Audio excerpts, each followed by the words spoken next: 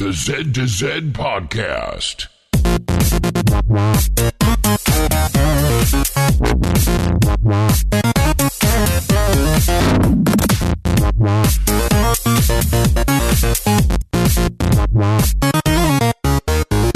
Good morning, good evening, or good day, and welcome to the Z to Z Podcast, the home for Xbox achievement hunters and gamerscore junkies. I'm your host, Brandon Freem, and thank you so much for listening. At Z to Z, we love gaming, and in particular, grabbing achievements and gaining gamerscore. We do news, reviews, and interviews. If it's about achievements, we'll unlock it. This week, we talk about the launch of the Z to Z forums, and we talk a little pizza. I finally get around to getting some decent gamerscore for a change, and Randy, he's got a pest control problem.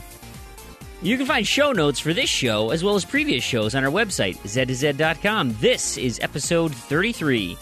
You can also contact us with questions or comments on Twitter at Z2Z, Z-E-D-T-O-Z-E-D, or email us directly, contact@z2z.com. Today's show is brought to you by the achievement Flawless from the game Snooker Nation Championship. This was a tip-off of NBA Kirkland and a new solution posted on TrueAchievements.com. Username Local Indian posted a new solution to this 200 gamerscore achievement last week. I'm to believe snooker is some type of billiards game, so pardon me if I don't know the lingo, but the achievement requires players to get a snooker break of 147. Essentially, you need to keep your break going without yielding to the other player. In traditional play, this was pretty darn tricky, but it has been discovered that the practice table can unlock progress toward the achievement and thusly creating a great fast track to getting these points. Load up the practice table and press Y. Then press B to move the white ball so you can easily pot another ball. The solution mentions the blue one, so continue to repeat this process of hitting B to reposition and potting subsequent balls. Hell, you can even scratch, apparently, and keep your break going. It only takes a few minutes, and you've got 200 gamer score or 450 gamer score if you have never played the game before, as there are break for subsequent stacking from like 10 all the way up to 147. As a side note, there is a 60-minute free trial available that also allows achievements, so if you've never played, you've got 450 free gamer score in about 5 minutes. Special thanks to developer and publisher Cherry Pop Games. And if you, our fantastic listeners, have a suggestion for an achievement sponsor, let us know. You can contact us via Facebook, Twitter at Z2Z, Z-E-D-T-O-Z-E-D, email contact@z2z.com, our brand new forums, discourse at z2z.com. Hell, you can even leave it in an iTunes or podcast review post. And joining me today, I've got two co-hosts with me. Of course, I've got my regular Randy. Welcome back. How you doing? I'm a little tired. Little tired. Still getting used to being on the East Coast, huh? Oh, it's the roaches. The roaches. The roaches have taken my desk. They have just up and moved it out, huh?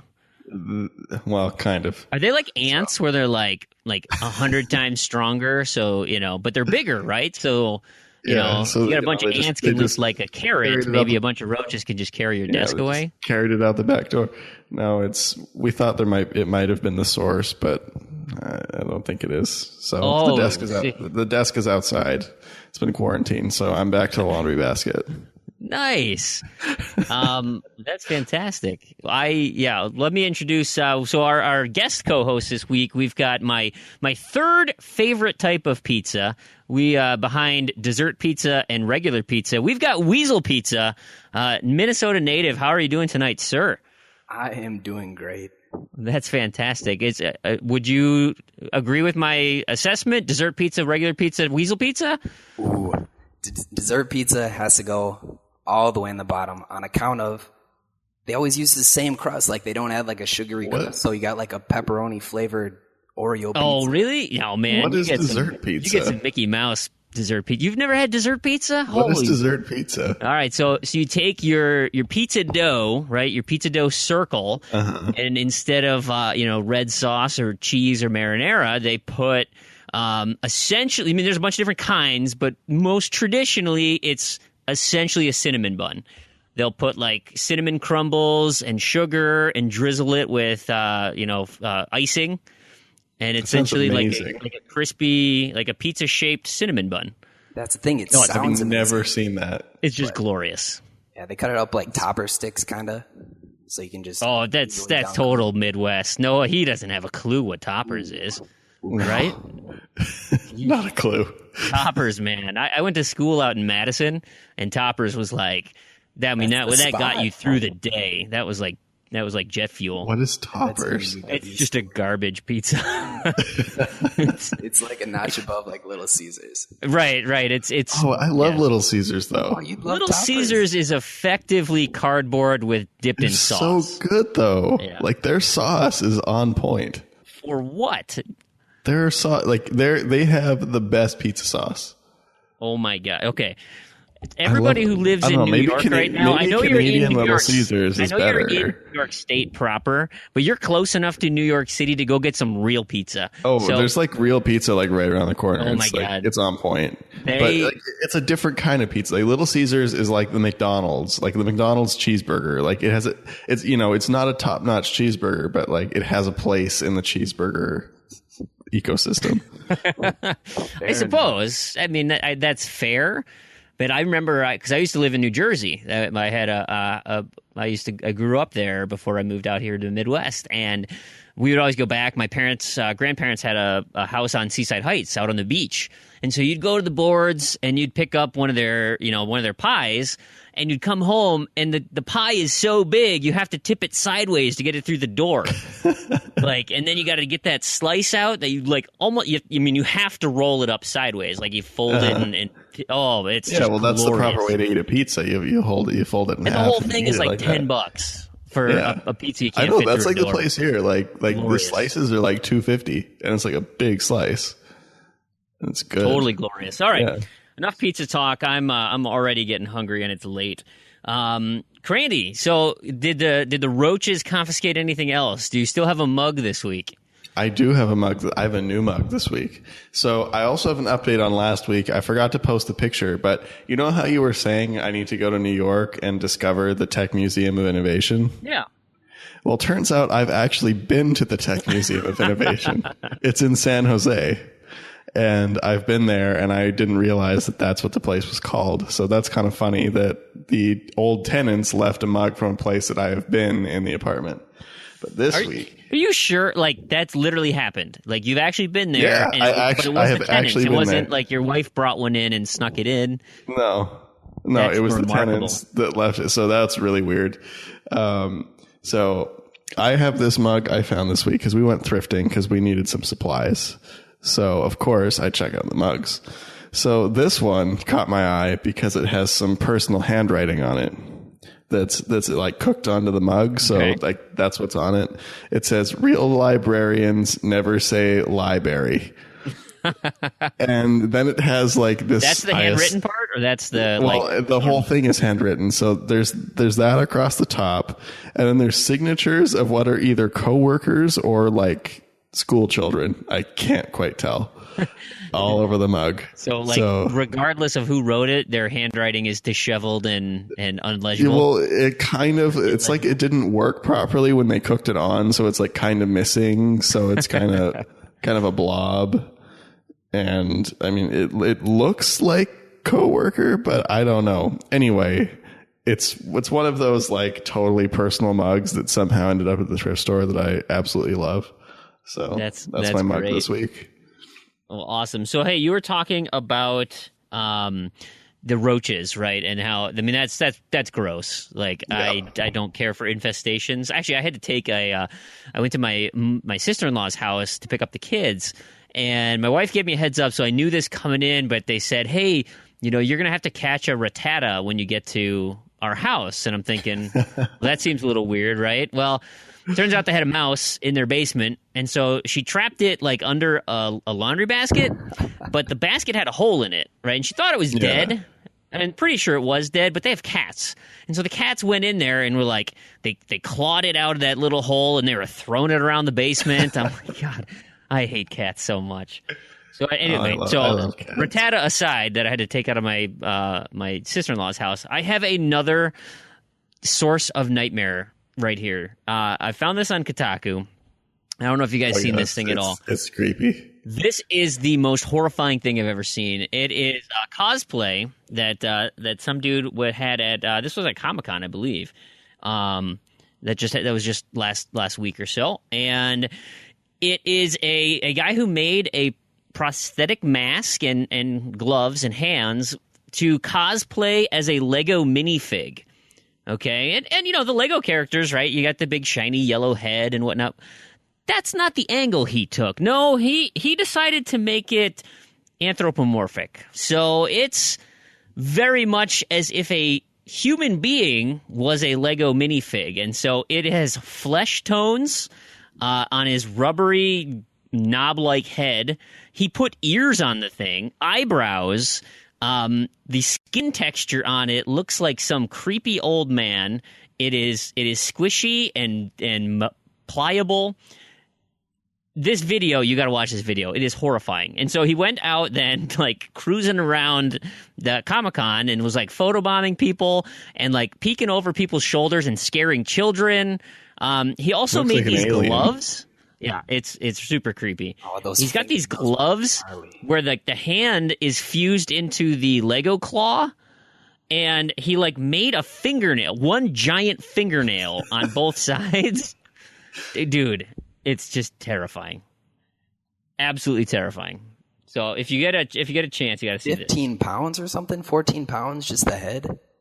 Yeah, it's just massive. Well, it's huge. Frank, I'm gonna butcher his last name, Ippolito. It looks like Frank Ippolito had made this, and dude,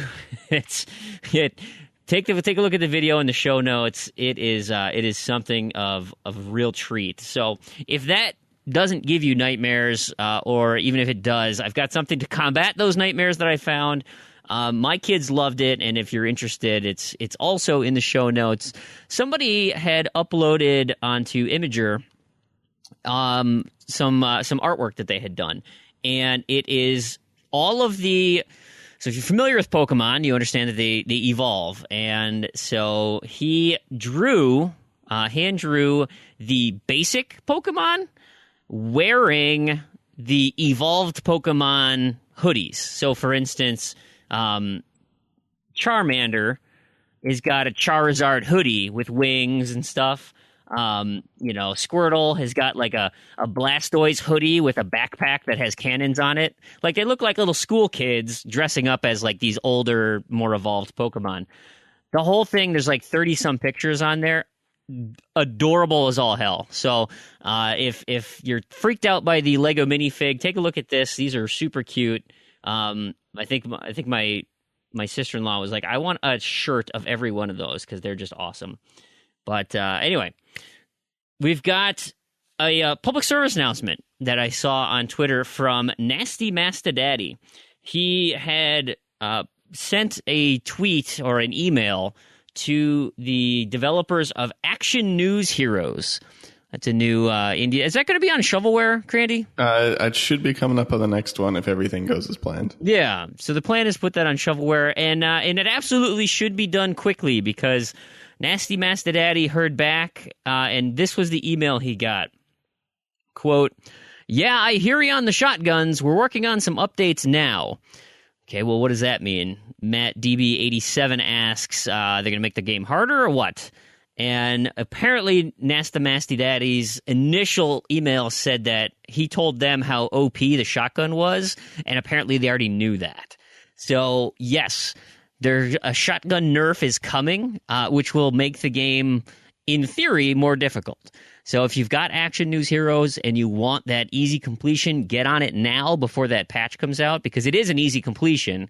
But if they make it more challenging because the shotgun's not overpowered, then you might have a little bit more of an uphill battle. Again, I don't think it's your standard twin stick shooter. Nothing remarkable about it, but there you go. So as a public service announcement, listen to shovelware. Damien had mentioned to me too. He's played it already and was saying that the shotgun was pretty much you just use it throughout the entire game and it's a breeze. Brilliant. So, yeah, get on that as soon as possible before the patch comes out. To pick that up too, because there's this deal kind of going on where if you pick up a couple of the other indie games, I know like Sword Coast Legends, that's one of them, and Action News Heroes. You spend like $40, you can get like 4,000 points or the rewards credits. Yeah, the Summer Spotlight Rewards Program. Yeah, so I mean, so an extra like 10% back. Yeah, not too shabby.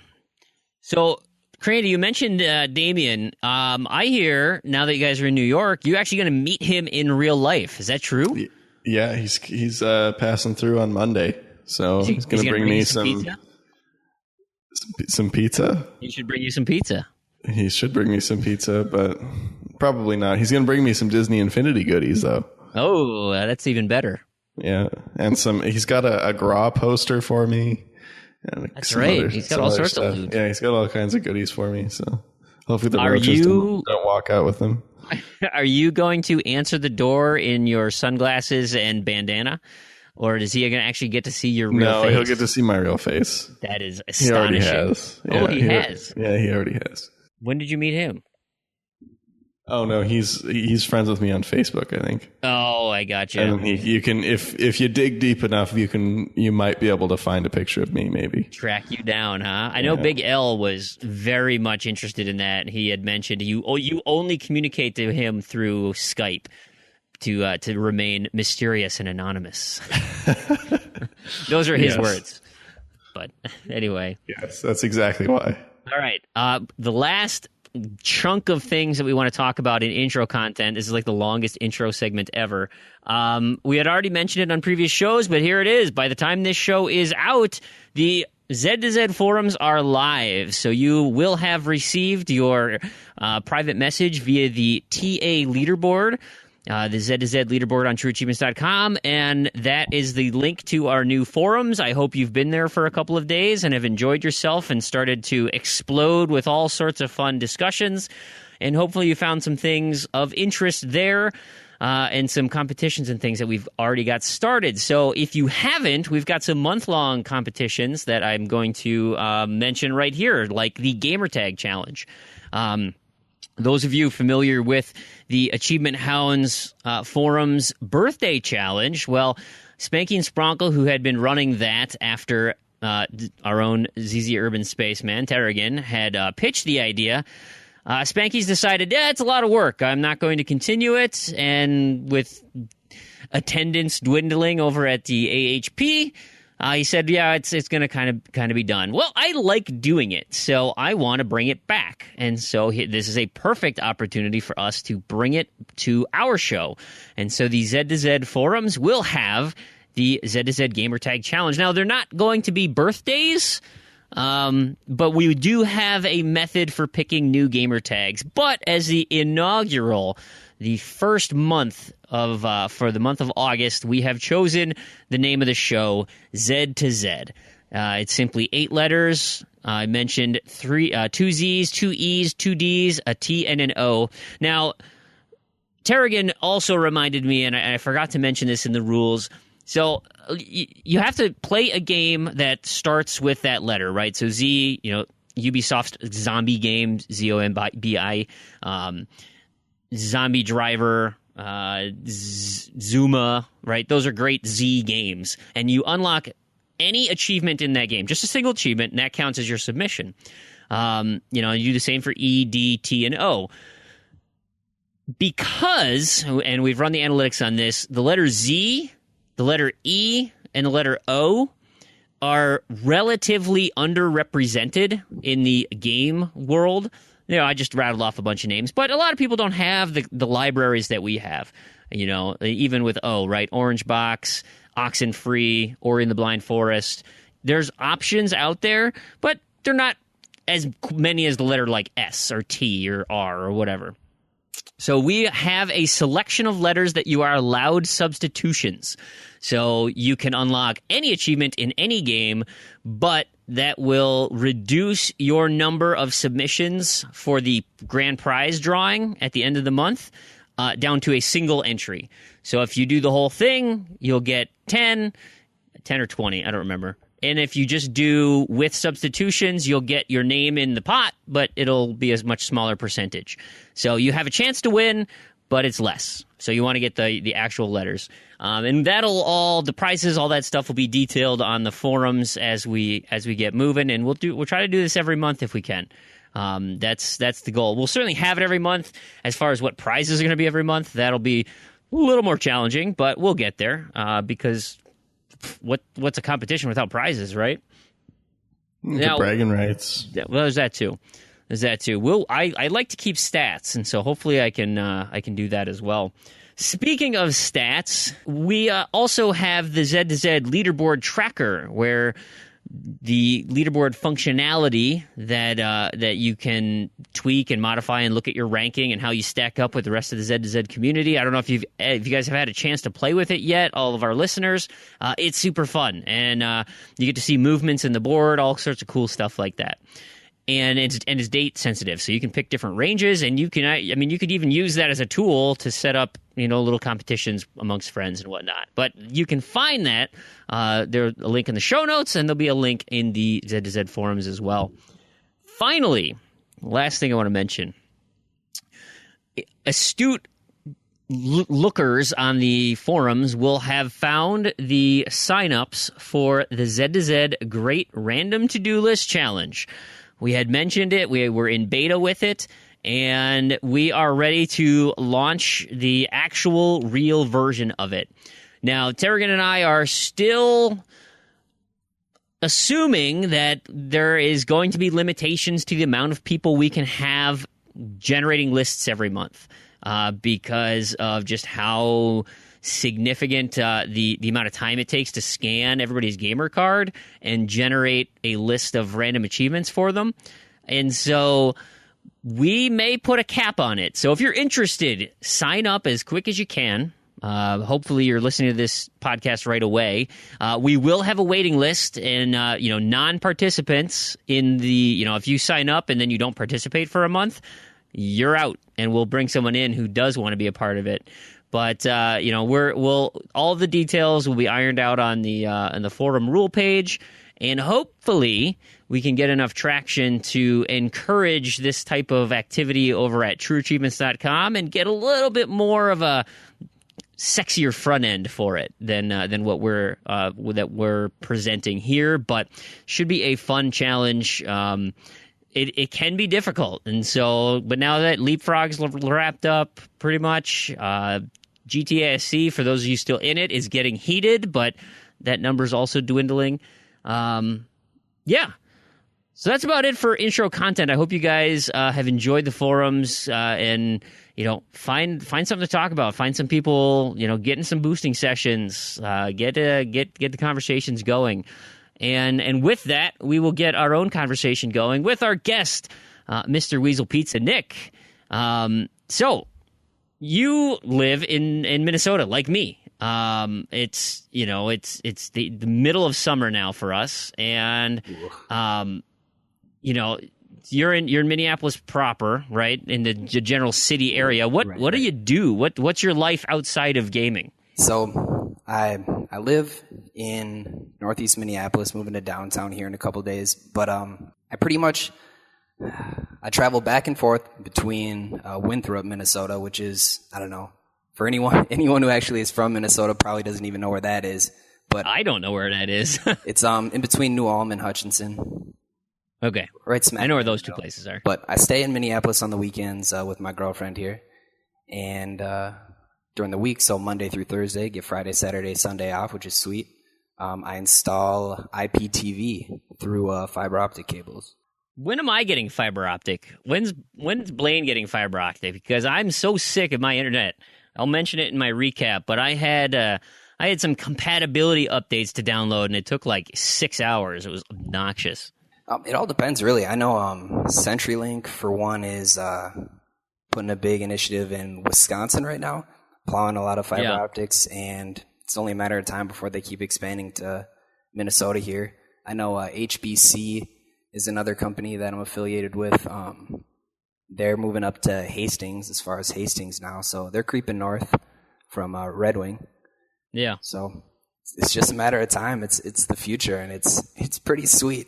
I know I have the middle packages, and it's about 100 megs per second, and you can get up to a gig on it, and I don't know. I wouldn't even be able to handle a gig myself. Just feel like I'm wasting internet if I had it. I was gonna say you gotta just be streaming a couple movies just for fun. I mean, not even watching them, just eat up bandwidth. Yeah, exactly. Because you have it. I actually play Netflix out in the living room just so I kind of have something whenever I'm walking around the house, so I can kind of have something. I don't know. In the background. Yeah. While I'm doing chores and stuff, go and play a game here and there, and then got to go out the other room, not just dead silence in the house. I gotcha. Yeah, it totally makes sense. And as far as gaming, let's kind of get a feel for the type of gamer you are, because you've got a nice G gamer score there. You fancy yourself a completionist? You just like the points to go up? How do you like to play your games? I'm definitely a completionist. It's not so much the ratio, but I do go for the total number of games completed. I'm at 525 right now. Out of it's a nice count, like 830 games played, something like that. But yeah, I just try to go for games, get them all the way done. I think I passed Mighty Mango here in Minnesota for the number 1 spot. I don't know, a couple months ago for game completions. Yep. And that's he's got you in gamer score though. Massive library of games, big number. Yeah, that's true. Yeah, the gamer score is just awesome. Kind of a afterthought. Yeah. It's more like the gamer score goes up because I complete games. Do you do anything cool for those milestones then, or do you just not really care and that kind of happens? I mean, you just relatively recently passed 400,000. Nice work on that one. Yeah, thank you. I tried to a little bit, but then I just got too anxious about it, and I was like, nope, just getting it done, just getting it over with, because the real milestone is 500,000. It's been like that since I've hit about 150,000 gamer score. Okay. 100, yeah. Wait, so at 150, you're like, that's it, I'm going for 500? Yeah, pretty much. I know 500 completed games was kind of the goal, and I hit that not too long ago. And now it's 800 is kind of what I'm trying to shoot for here, but it's been slow because work's been picking up. But oh, I see. I'm looking at your best ratio completed games, and I see you got Ascend, Hand of Cool taken care of before that thing shut down. Were you pushing to the wire on that one, or did you have that taken care of pretty early? As soon as the server closures got announced, I jumped on it, and I think I had like a couple weeks to spare there. I was cutting it really close with Spartacus Legends and Warface, though. Holy man! Yeah, I see those too. Those are real significant, right? Sandwiched between Happy Wars. That list of best ratio games just looks gross. Come on, man. Solitaire collection was terrible.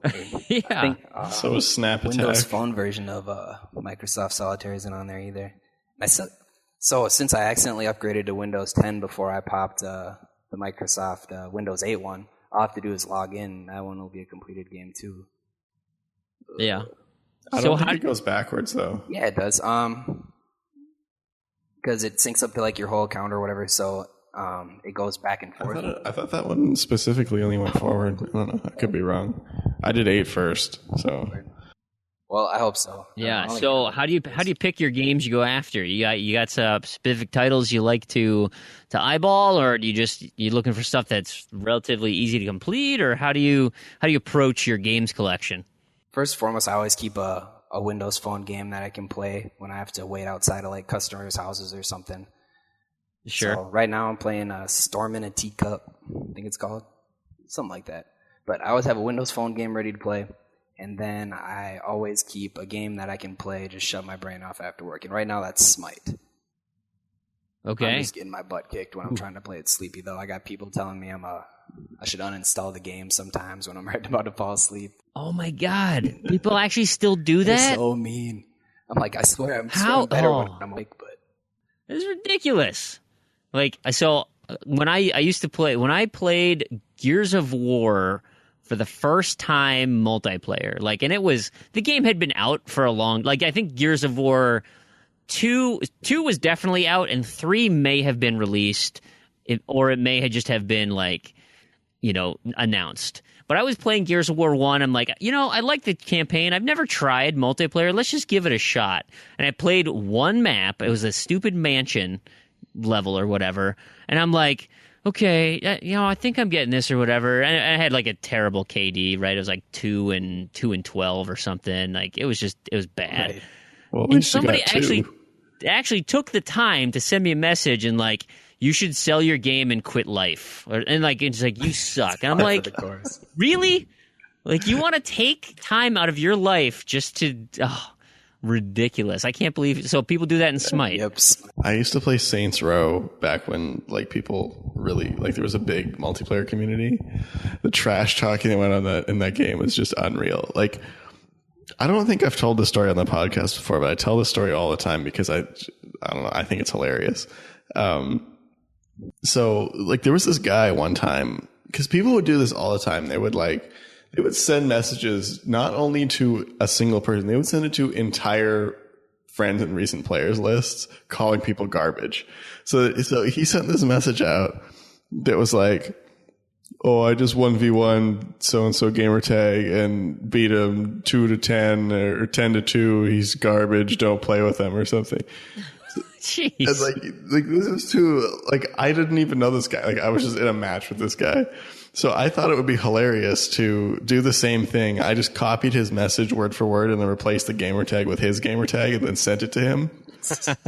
Only him. Like I said, all, friends, recent players, I sent it to him. And so then he sent it back. He's like, no, you didn't 1v1 me. Come on, let's go. So, and then the thing with Saints Row multiplayer was, it's not who was better at the game, it's who was better at cheating. Okay. Because the whole thing was like a glitchy mess, but that's what made it so fun, because everyone knew all the glitches and who could do it better. So one of the things you could do was freeze the host's Xbox. So if you like took because the objects online, if you knock them over like out of their place where they spawn, they would disappear. So what you do is you'd knock over an object and then you'd shoot it with a machine gun. And if you had a bullet hit the object as it despawned, it would freeze the host's Xbox. So he hosted, then I froze his Xbox and sent him a message saying, same thing, I just 1v1'd him, and he quit because he's garbage. Even though he knew full well I froze his Xbox. Right. Yeah. It's brilliant. Hilarious. Yeah. My goodness. Oh, he started it. Yeah. So Weasel, do you trash talk at all? Is that your game, or do you like the competitive scene, or do you just kind of play casually? I like spectating the competitive scene more than anything, but like I'll get competitive when I'm like up and at 'em, but for the most part, I'm just solo gaming. Yeah. Is it you just you kind of game at weird hours, or you don't really have a steady group, or is it just that's kind of your, hey, I just want to chill out, do my own thing, and play a game? It's more so. What's kind of your approach? Steady group thing that I don't really have. I've had a couple people here and there that we'd play with or whatever, but they got sick of going for achievements, or I don't want to pressure them to do like some hard stuff. So I don't know.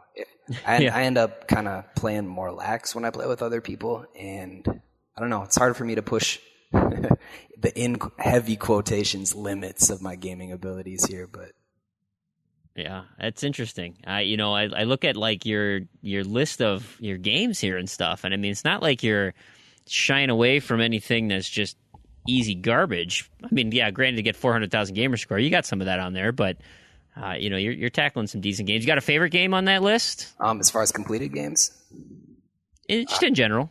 But yeah, completed. What's your favorite completion? Completion is Connect Sports. Yeah, I was actually in the best shape of my life at the time, and I was just, I don't know, feeling like a frat boy.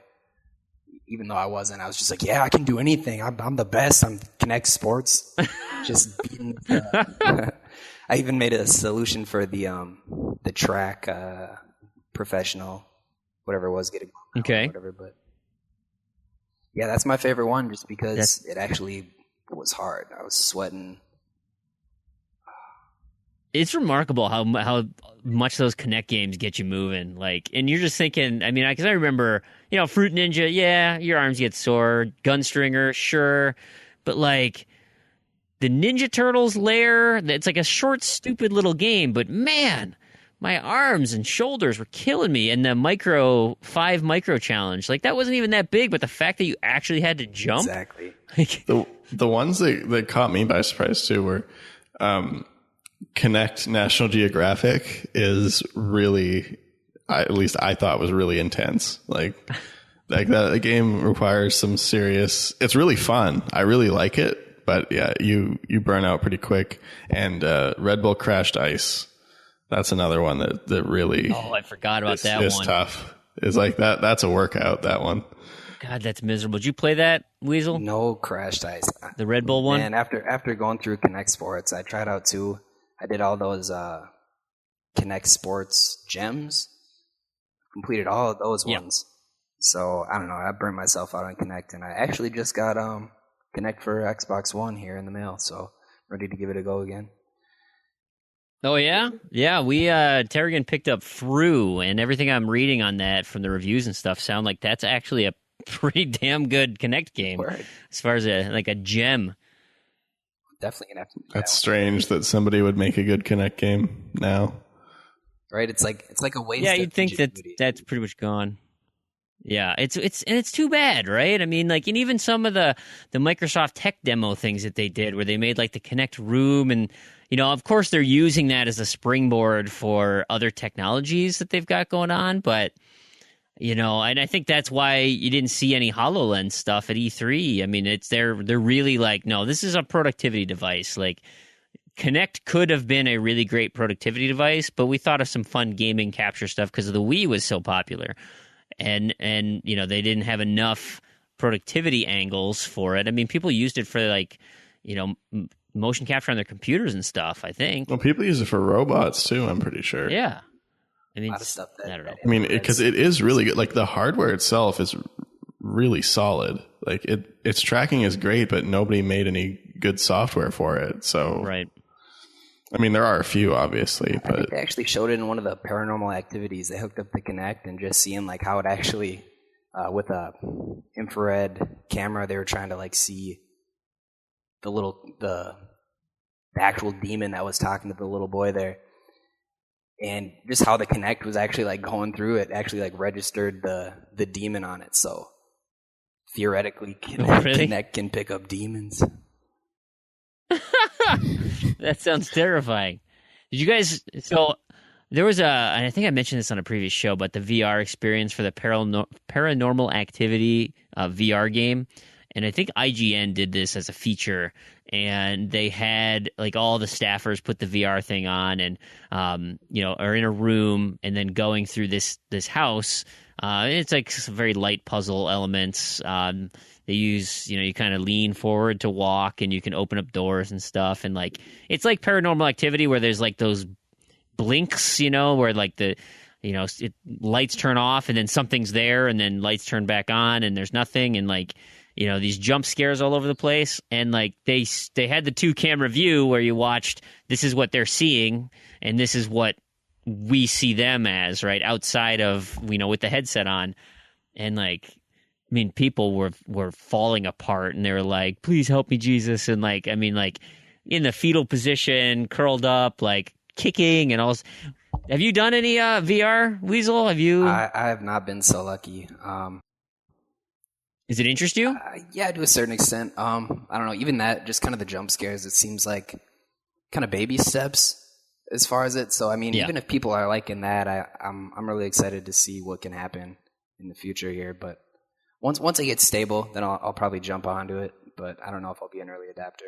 That's kind of my angle, right? It's I want to say freak show, but really you're seeing all the tech demos and stuff. And I mean, to be honest, like PlayStation VR, you quote unquote 50 games going to launch. How many of those are like effectively tech demos? Right. It's going to be like 50 Wii Sports games. Exactly, right? I didn't consider Kinect Fun Labs, 12 new games, right? That was not a game per se, but like to experience different angles and learn, right? And if you've got somebody who's plays something and then sparks an idea of, oh gosh, this was a really cool experience, we could do this instead, and starts to build on the technology. I think you're totally right. But I think the easy, you want a visceral reaction, you want an experience that you have never really had before. Yeah, being in horror games in a VR experience is top of the list of visceral, terrifying, heart pumping, exciting, like that's an easy, the low-hanging fruit, as it were. You can get a response real quick from that. Whereas a puzzle game or, some type of action-adventure, it takes a little bit more because we're so used to seeing those other games in a more traditional experience where you've got the controller and it's just easier to do. Speaking of controllers, probably less expensive. Nick, do you have an Elite controller at all? I do not. Yeah, you want one though, right? I don't know.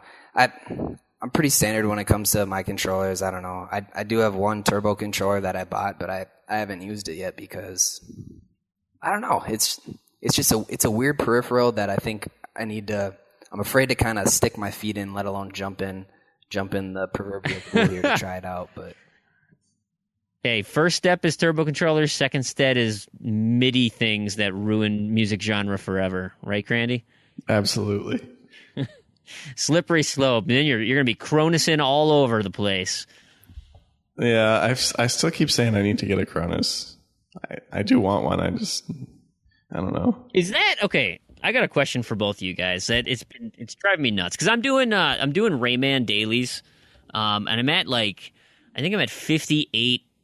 I'm at 5,800 or 5,900. I'm 100 points away, 100 bronze medals. Although I'm getting golds now, but anyway, I'm super close to finishing that. But I look at the people who set the diamond times, and I'm like, how the hell do you do this in 10 seconds? It's gotta be a glitch. It can't. It's got to be a Cronus, right? It's not. How do you do it? It's not. I've set diamond times. It's not a Cronus. You're really okay. So there's a few things on the looms challenges. You can do them in co-op. So you need the same number of looms, but you have two people playing at the same time. All right. So for those, you can essentially cut your time in half if you have two four. People. Maybe, I don't know. And that's just for the standard. You can only play one player on the extreme challenges, but on the normal challenges, and those are easier. Because I can get gold no problem on those. I never miss, but still diamond is just out of my reach. Yeah, for the time So you're just saying as the two people, infinite runs. Yeah, you can get more coverage and you can pick things up faster. Okay. Well, not faster, but you can pick more things up. So there's things on two different sides. You can both go for a different batch, and that will get you that faster. The other one, the infinite runs, those basically once you figure it out, you can just go forever. Yeah. That's just a matter of do you have the patience to execute what you need to do. They're pretty easy. I did a few diamonds on those, but it's really what it comes down to is how long you want to play. Yeah, it's how long you want to play, and it's okay, I just ran, in the top 98%. Do I really want to start from the beginning again to maybe get past that one obstacle? Yeah, I do that too. I'm I've been running for a minute and a half. I got my gold. Yeah, exactly. I'm just going to be done. Exactly. But for the time trial ones, it's not a glitch, but it's manipulating different movesets. So,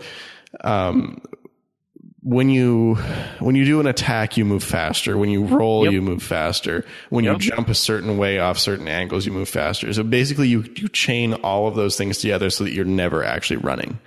You're always moving, you're always attacking, you're always rolling, you're always jumping. And you can go really, really fast if you do that correctly. I feel like I'm pretty good at it. You can punch, jump, and you just rock it.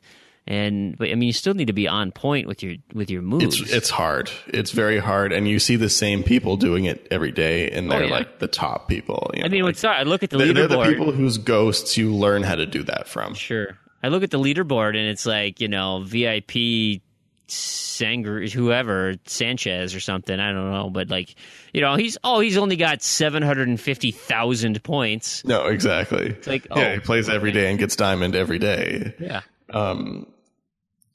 But it's really hard. I think I got a couple diamonds on those. They're tough, but they're so much fun. Once you get really close and you get a taste of diamond, then you just want to keep playing. You want to keep playing, and then once you're that high, then you can play against all the ghosts that are just a little bit above you. Sure. because you're so high on the boards. Now you can see all of them and how they do it differently. And I really like that. It was once you got to that level of competition, it was very addicting and a lot of fun to do. I guess, yeah, man. Because once you get your first diamond, you're hooked. You're like, man, that's like 50 points or 100 points or whatever. And then it's like, and I got a diamond. Yeah, absolutely. So, yeah. Hey, well, let's move on. We'll keep asking Nick some more questions as we go, but let's move into a little bit of a recap of what we've been playing. And so let's talk about the community first. Big thing is Leapfrog, right? We're still going. We as in the contest is still going because last Friday on the show we said Terrigan was in danger. Well, he survived. He had 4 hours left and he survived period 80, but alas, was eliminated in 81. So he finished 11th place overall. We had 3 people go down this week. One person that Friday we recorded, one person Saturday, one person Sunday, and now we have had 5 consecutive days of all of the top 9 still pressing on. And one of the reasons for that was, so today, for instance, period 87, it is 18.2 is the ratio. And the big savior this week, new Smite achievements. Everybody has been unlocking the new Smite achievements. So that has pretty much propelled the whole group. And you look at the leaderboard and the top 5 are using Smite. We got 2 people who used Pool Nation FX and 2 people who have used the same. So of the 9 people, you've got Smite, Pool Nation FX, and Elite Dangerous. And those 3 games, 3 achievements. 5 people unlocked a Smite achievement, 2 people Pool Nation achievement, and 2 people Elite Dangerous achievement. So I think everybody's just kind of looking at what the other people are saving, and they're like, oh, I can go do that one before it recalcs. Yeah, let's get in on that.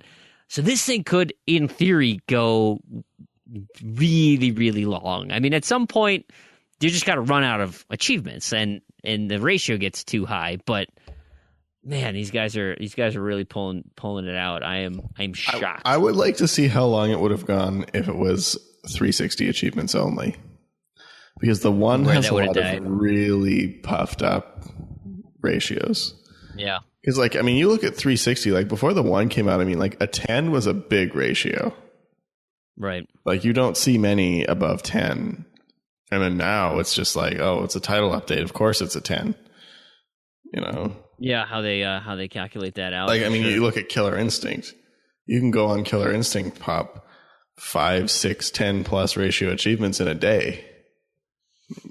It's crazy. That really is what it is at this point, isn't it? It's just like find games that are inflated and right, because there are achievements with a 2.8 ratio that are crazy hard in comparison. Absolutely. Even some of the 10s are left. Yeah, it's pretty remarkable how that plays out. It's an impressive skill in and of itself, but it's not for me. Yeah, I can see it. Do you enjoy those type of competitions or just individual challenges or any of those? Does that pique your interest at all, or do you just you like your narrative or you like your gameplay mechanics and that's how you? I guess as far as the competition side goes, if I had a really serious team, I do have the time available to do it because I get weeks off from work at a time. I get Friday, Saturday, Sundays off, and I usually get done anywhere between 5 and 7 every night. So, I have the time to do it, and I'd love to do something with a serious team. Sure, but I also want to enjoy yourself. People that I actually know too, and enjoy myself a little bit. So that's crazy. Yeah. Oh man, I wish you're talking my dreams. Speaking of challenges, though, we did complete a Playing Zed challenge this last week. Angel SK versus Buck Marley 155. The game was Enslaved Odyssey of the West. So how did they fare? Well, Buck Marley squeezed this one out at the end. Angel SK had the lead going into the last couple of days, and Buck Marley went on an achievement spree, took 21 achievements in the last couple of days, eked out a win 33-29. Joe did have an opportunity to possibly make it to push back at the end, but unfortunately she wasn't feeling well and fell asleep. And so the time had lapsed and she missed the mark. But they both essentially completed the main story, did the whole campaign, got all those achievements, and now I fully intend that both of them will probably clean that up in the next week or so. So I think we actually have a week off of playing Zed challenges this week. But what I do want to mention is I got a private message this week from today. From Keith 271179. And so I'll read the first part of his message, which is not related to the Playing Zed challenge, but I'm going to follow up, so just stick with me. He says, hey, a while back you asked the listeners to tell you about their bean dives, which I did. And so he came back, he said, hey, this was my third year doing a bean dive. I did 10 games the first year, 30 games the second year, and took care of both of those pretty easy. You know, those aren't crazy numbers. This year he went up to 60 games. And when he finished his dive, he needed just under 1,000 achievements to recover, which I think that's my usual year, is about 1,000 achievements. So I mean, it's a nice number, 3 achievements per day kind of thing. And so he's intending on doing that. Back to his email. Considering I only have over 6,000 achievements in 10 years total of playing Xbox, it'll be a fair task. Yeah, I could see that. Now there's so many games coming out and achievements are flying off like candy. Yeah, I was going to say, get a game like Killer Instinct again and you can really do 50 achievements in a night, you know, if you haven't started it yet. But again, you know, it's all about comparison, and that's why I like the leaderboard that Terrigan set up, is because it's about how you do in set periods. Like, I can look at people's gamer scores near me, but if they can score 1,000 points a week and I typically can only do 500, it's not going to be much of a competition because I just don't have the time. But anyway, what he does then say is, one of the games I dived was Wolfenstein: The New Order, and I believe you and Crandy were planning on playing that as a Z to Z challenge. I'm wondering, is there any way I could join?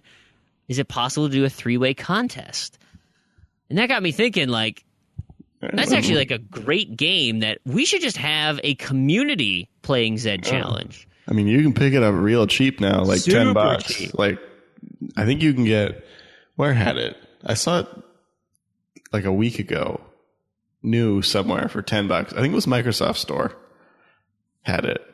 I don't remember if it was for 360 or one, but either way, it's a great game and totally worth $10. Yeah, oh, absolutely. So I think what I want to do is maybe we'll set it up for like the game of the month for September, and we all just beat the hell out of Nazis, as much as we can. And we just try to destroy that game. And we'll come up with some prizes, community prizes or something for that. But so if you've got it, hang on to it. If you don't have it, keep your eye out for some sales. And we'll target, like, I think I'm leaning towards September. Let's target September. Yeah, I need to get my stuff. It's in my stuff. Yeah, which is I don't have that yet. Yeah. So yeah, as a community, we'll set that up maybe, and if that'll give me a month to come up with some clever ideas about how to make individual challenges more exciting, and come up with ways around that game to, you know, encourage everybody to be playing. So there'll be more to come on that, Keith. So that's a great idea, and we'll expound upon that more. But there are a few more Playing Zed challenges lined up for the next couple of weeks. I know I got one in mind. I think Big L and Joe have one on deck. So all those announcements will be coming, you know, the weeks leading up to them. And if you, our listeners, want a piece of the community, you know, you can post in the forums and issue challenges that way. Or you can send us private messages or contact us through Twitter or whatnot at Z2Z, ZEDTOZED. Go ahead and try to come up with a game that we're interested in, or just say, hey, I'm interested. Let's find a game that works and set a week that does it, and have a nice friendly competition where you can probably rub it in somebody's face that you beat them. So good old fashioned fun. let's talk about what we've been playing. I'll open it up to Nick. Weasel, why don't you get started with, you mentioned a couple of things you've been playing, your garbage Windows Phone game and whatnot, but you want to expound upon that, this maybe last week of gaming, what piqued your interest? Yeah, it was a quiet week. I got moved to a different city for work in a little bit longer hours here, but I got Smite in. I actually got a session together. I organized the kind of pain in the butt achievement session, which if anyone who's played Smite knows, the raw achievements, the Zeus achievements, and to a certain extent the Kukulkan achievements are pretty terrible. Well, I had a brilliant idea of trying to combine them all into one session. Couple people kind of got salty about it. It was a 3-hour session, ended up lasting about 5 hours. Yikes. On that Tuesday night for people, but props to all you guys for sticking around. And we all got them knocked out, aside from one guy who just didn't want to do it. But I'm not mad at him at all because I don't blame him. It was late, and it's really yeah. I'm really looking at tough some on of you, these ratios here. Those are ridiculous. I mean, other than just putting out DLC, I mean, some of the achievements are pretty ridiculous to get without boosting. But Sure. Other than that, I started an old game here called The Adventures of Shuggy. I saw that, and I was like, I don't recall that ever. It's kind of like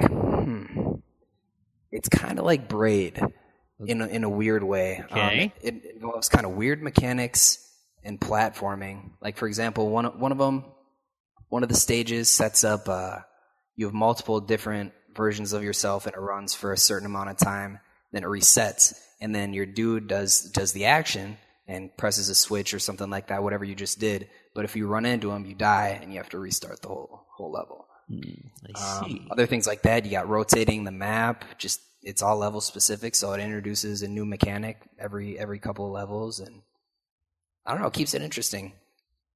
So I don't know, it's an easy little game. I got that installed on my girlfriend's Xbox here, and that's kind of what I play when she goes to work on the weekends here. And Gotcha. Oh, it's one of those old school 200 gamer score achievements or games. Is it the one that has that achievement list that's got the local only co-op?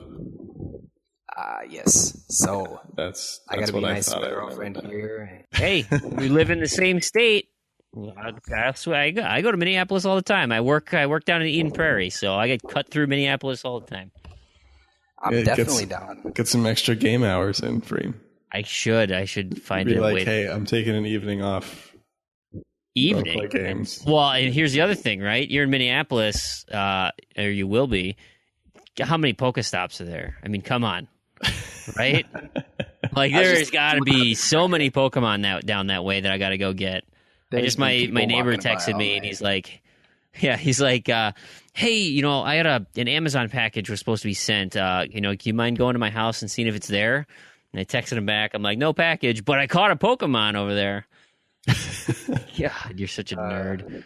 It's not for me. I know my girlfriend plays it a little bit, and she does not play video games. So I don't know. It's not for me. It's kind of that's the perfect term. They're all filthy casuals. They don't even have a Windows phone. Oh man, I love it. I can't help myself. Actually, I mean, so have you've heard some of the news about Nintendo? So I think we mentioned last show that like everybody went out and Nintendo made a crap ton of money because everyone just bought all their stock and were like, Pokemon Go is the greatest thing in the whole planet. Let's buy up Nintendo stock because it's just glorious. They're going to be making money hand over fist. And then Nintendo kind of maybe clarified that a little bit in an earnings call of theirs, saying, "What? See, that's kind of the thing. It's kind of a licensing deal, and we're not actually going to see really any of that money. And we actually only own a third of the Pokemon Company. Yeah, so all that money, not really. Their stock plummeted. They lost millions that next day once people figured out, oh, they're not going to be earning any Pokemon Go money? Okay. Yeah, we're just going to leave now, Nintendo. We'll leave you to die just like we did before. Yeah. Well, and they announced their NX. Some of the NX rumors are coming out about just being handheld only. And I know Game Informer did something. I got to read their article before I make my decision. But I mean, it's not a powerful console, and not that we expected that, right? I mean, I actually was expecting that, as I thought they'd go legit console. My impression was that they're going to be like, okay, we're making a real console. Like, we're cutting the Wii U. This didn't work. We're making a real console. I don't know why I had that impression, because it's Nintendo and they're just going to make another Wii U. So whatever. Yeah, it's kind of just a three-headed beast right now between PC, Xbox, and PlayStation. I don't really know if there's any more room at the top. Nintendo would be so much more successful if they just exited consoles. Very true. Well, and it kind of sounds, I mean, I'll tell you the truth, I feel like the NX is like them trying to do that. Where they're like, yeah, no, you can play it on your main TV, but hey, it's portable. You want to take that on the go? Yeah, but they're not going to be like, okay, now we're going to license Smash Bros. And Zelda to whoever. Or like, they're not going to make Smash Bros. And Zelda for like PS4 and Xbox. They're going to make it for the NX. Like that's the thing, is like, I think they should continue to do handhelds because they do that extremely well, and they dominate that entire market. Totally. But, the Wii was successful in a different way. The Wii U was not. And it's not going to be that. Like, they're too long gone at this point, I think, to really, unless they make a serious core console that really comes up to speed with the current ones, I think they would be so much better off just making their games for Xbox One, PS4, and PC. The number of copies they would sell is just insane.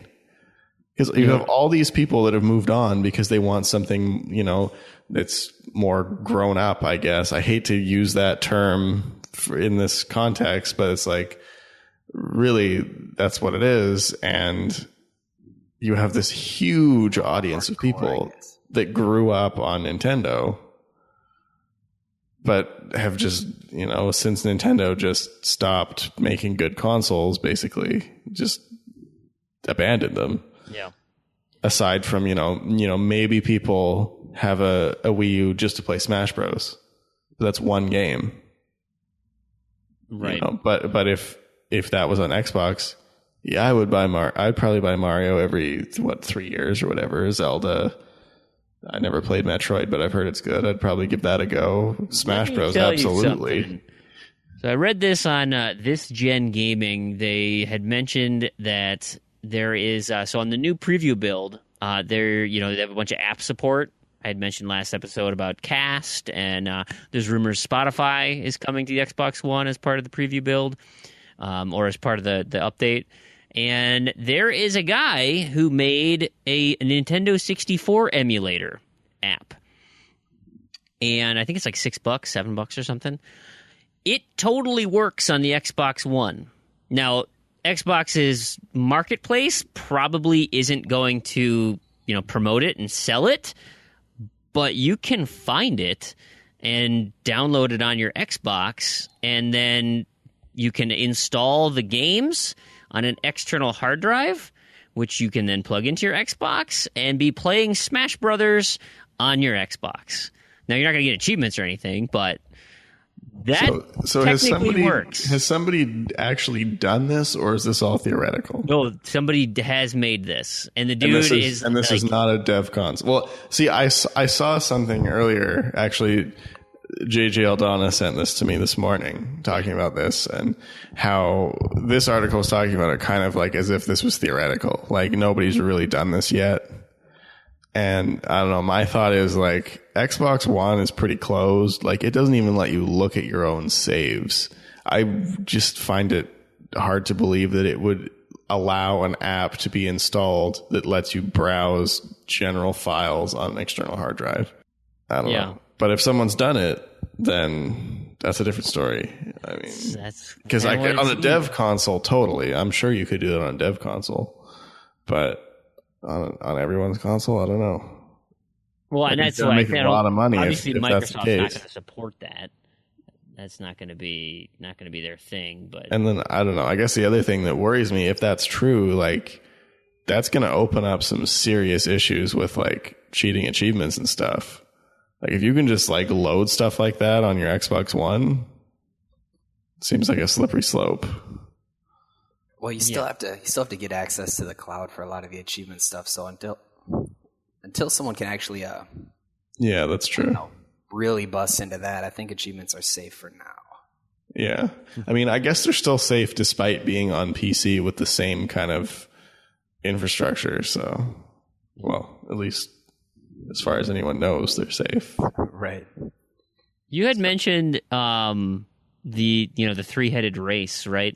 Are we getting to the point where we're going to have to split PC into Steam and Windows? No, absolutely Or not. we still just get to call them, they're just going to be PC as a whole? Yeah, I mean, I feel like the Windows is actually just a little tied into Xbox still, and I don't know, we haven't seen any real monster out of it yet. It's still a console game on the PC. Yeah. I don't know. Until we start seeing like these giant MMOs or something like that actually have achievements related to Xbox, then you could start seeing it, but I don't know, I think they're too far off on that. My thing is, like, the Windows Store is not pleasant to use. Oh, it's a nightmare sometimes. I mean, Steam is not pleasant to use either, but the Windows Store is even worse. So my thing is, like, why would you buy, like, Rise of the Tomb Raider? You can buy it on Steam or you can buy it on the Windows Store. Who would buy it on the Windows Store unless you wanted achievements? There's no other reason to buy that game on the Windows Store. Yeah, they need to add another incentive for it. Like, there isn't. Like, you can't cut the price for it. I really don't know what else there is other than some, I don't know, fictitious value. Yeah. Sell it on Steam. But competition is good. You want competition. You complain so much about how you hate Steam and how they own everything, and they're just obnoxious because they can do whatever they want. Oh. Then they need somebody to push back and say, Yeah, not so fast, Steam. Windows will take over. But the Microsoft Store is doing exactly the same thing. They're just doing a worse job of it. So, I guess it's competition, but it's not very good competition. I don't know, Origin is probably better competition than the Windows Store. You need to buy more FIFA then. Or Battlefield with excellent, awesome Battlefield 1 will be the most epic game ever released on Origin only. Nice. There you go. What else, Cran? Do you have anything else you've been playing this week? I mean, you don't have a console, do you? Yeah, I haven't been playing much this week. I've been cleaning and stuff. Well, I guess other things I did this week, I bought a car and I got a dog. Really? Yeah. That's awesome. You just got a dog so you can walk him and play Pokemon Go. Don't lie to me. No. But I played a little bit of Juice 2 on PC. Finally getting back into that. I finished up 2 leagues, so I got 3 achievements actually, because I got another one for entering a certain number of races. So I got 3 achievements there. I played Snap Attack for like an hour, and then I finished. You're done with that.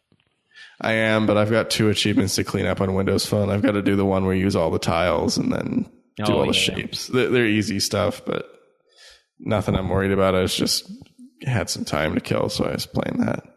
And I finished up Jetpack Joyride as well. So nice. I had to. So with that one, it turns out I made a mistake last week when I was talking about it. It's not Windows Phone 10 that has to be online. It's just Windows Phone in general. So it's just a stupid game and it has stupid achievements. Yeah, so I had to delete it, and then so I finished everything up. So it said I had 20 out of 20, but then there were like 6 that I had popped offline that didn't work. So then I had to uninstall it, reinstall it, and then redo those achievements, which is just stupid. I don't know who designed that. It's a stupid idea. But it's awesome. Done. It's done. I never have to play it again. Well, it sounds like a lot of us did not have a ton of gaming, because I was the same way. I did not have much gaming this week. Real busy with real life, but I got played a little bit of Stickbold. Just got a quick achievement in that one. And what I spent most of my week doing, because I saw this article on Engadget that scared me, and it was Destiny. There was So the headline of their article, Destiny splits off from PlayStation 3 and Xbox 360 today. And I'm like, what? What do you mean today? Like, shut up. That wasn't supposed to happen until mid-August. I had a ton of time. It's a hard stopper. Well, okay, it was a misleading headline. What they meant was that Destiny released their last patch that day, which is the last update to the old-gen systems, right? So the next patch, 2.3.1 or 3.0 or whatever's coming out in mid-August, will only come to the next-gen consoles. Now, that being said, they did a hot fix because they broke some things. But regardless, that's the idea, right? This is the last update they want to take care of. Now they're moving on. Anyway, scared me into getting Destiny taken care of. And so I just wanted to finish my Warlock, getting him leveled up, and I did. So I completed Destiny this week. It was great. And knowing that I could sync over to the 360 and Terrigan owned it digitally, I was like, hey, Terrigan, would you mind flying all the way to Minnesota and logging into my Xbox? Because I would never take his gamer tag, of course. He came here, not. We downloaded would not it. condone that ever. Right. Himself did it. And so then we wanted to play Destiny. There are 13 compatibility packs that I had to download, and it took like 6 hours. I let it run overnight, and then, of course, my controller dies, and the thing shuts off, so I reboot it in the morning, do another 2 hours of downloading. Finally got this thing done at the end of the night today, right before dinner. Like a symphony of angels loading that thing up, because they unlock one at a time, 51 bleep bloops in a row. Just, it was like manna from heaven. It was just beautiful. How bummed would you I have waited till the whole thing was complete, and so bam, Destiny on the 360 done in like I let the whole thing play out. Technically, they all unlocked at the same time, but I let all 51 bleep bloops go because that made me feel good inside. That was well worth all the pain and heartache on Destiny. The 386 hours on Destiny. I know people have done a lot more, and I'm going to do Rise of Iron too. So, but all taken care of. I know. So Salzbar, I mentioned on my friend feed. He said, "Oh, so now that you're done with Destiny, there's not going to be any more Destiny news." Which I had to ask him, is that a good thing? Because when I was on the Achievement Hounds podcast and I talked about Destiny, I was universally booed by people not wanting to hear about how fun and cool Destiny was. Turns out he liked it. But no, there's really not going to be much more Destiny talk, although I will talk about Rise of Iron when it comes out. But for this show, that is it. So, with that being said, that pretty much wraps up our recap for the week. Let's move into listener feedback. All right, to kick off listener feedback, we got our monthly email saying, here are all the people who sent you iTunes reviews. We got 2 new iTunes reviews. I want to give them credit here because we so appreciate you guys taking the time to do it. The first review, July 8th, from Nickname Was Required. He said, informative and fun. These guys cover everything related to Xbox One, 360, and even a little about Windows devices. Plus, they talk about TrueAchievements.com, a must-visit website for any gamer that cares about Gamerscore. Which is totally true. Thank you. And then our friend Smirnov on July 10th said, hey, got caught up on my road trip out east. If you want to keep on achievement news, it's a must listen. Just be ready to put in some time. Although these last shows, Smirnov, have been a little on the shorter side. It's the roaches. It's the roaches. It's now that I got to record at, I got stuff to do all weekend. We try to get this thing. We got a fine oiled machine now. It's at least the idea. Yeah, for now. We'll get back in the swing of it and get our 3, 4, 5 hour episodes going. We'll break this. And it could be, if Terrigan comes back on the show at some point, because I got a private message from Little Drissy 58 with, he says, hey, what up, Freem? I just want to thank you and the entire Z to Z crew for giving me something to listen to when I'm grinding out something or just playing something that's really boring. I really just want to thank you guys for the awesome, awesome podcast. And one last thing I want to mention. I've been catching up on some older episodes. I heard that Terrigan isn't going to be on a host anymore. I've grown to enjoy what he has to say, and it just wouldn't be the same without him. Now, I know he's got some things to do, and he'll come back for the fans, so I'm starting a campaign. So if you guys want to join the campaign, here it is. It's called #BringBackTerrigan. She spelled his name wrong. It's 2 R's. Just to show my love for the show, I would like to know if I could appear in the show at any time with you guys at some point. Thanks a million, and take it easy, Freem. Yeah, absolutely. Bring back Terrigan. #. We'll find some time. He definitely is. Will be back on the show. You should see the magic that he did with the last episode. And editing incredible. That monster. What a mess that was. It was a disaster. And I don't know if we're going to release it or not, but there's lost audio footage. So if you guys, Big L noticed, and because he's like, hey, you had mentioned in the intro that Randy kind of went on a bit of a rant, but I don't remember hearing one. I'm like, oh yeah, it was the harmonics thing. And he said, and I looked at the show notes. I don't remember you guys talking about Idol either. I'm like, yeah, no, that was like right before that. And I listened to the whole episode. Weird. That whole section wasn't in the show. Well, Randy and I had recorded that separately after we said goodnight to Rav, and didn't sync up with the audio files. And so I think Randy had his own, and mine was disappeared. So Terrigan it was there, assumed but it was gone. It said I didn't have permission to download it or something, even though so I recorded it, but whatever. It was so weird. So anyway, yeah, it disappeared. It's been recovered. Terrigan assumed like that was just the show he recorded, and I was just a lunatic for referencing it both in the intro, during the show, and during the outro. So yeah, it's not to say that I'm not a little bit unhinged at times, but we did, in fact, record a segment that Crandy was not happy with harmonics, and so perhaps you'll get a snippet of that in the near future if Terrigan gets that cleaned up and released. It'll be like lost content.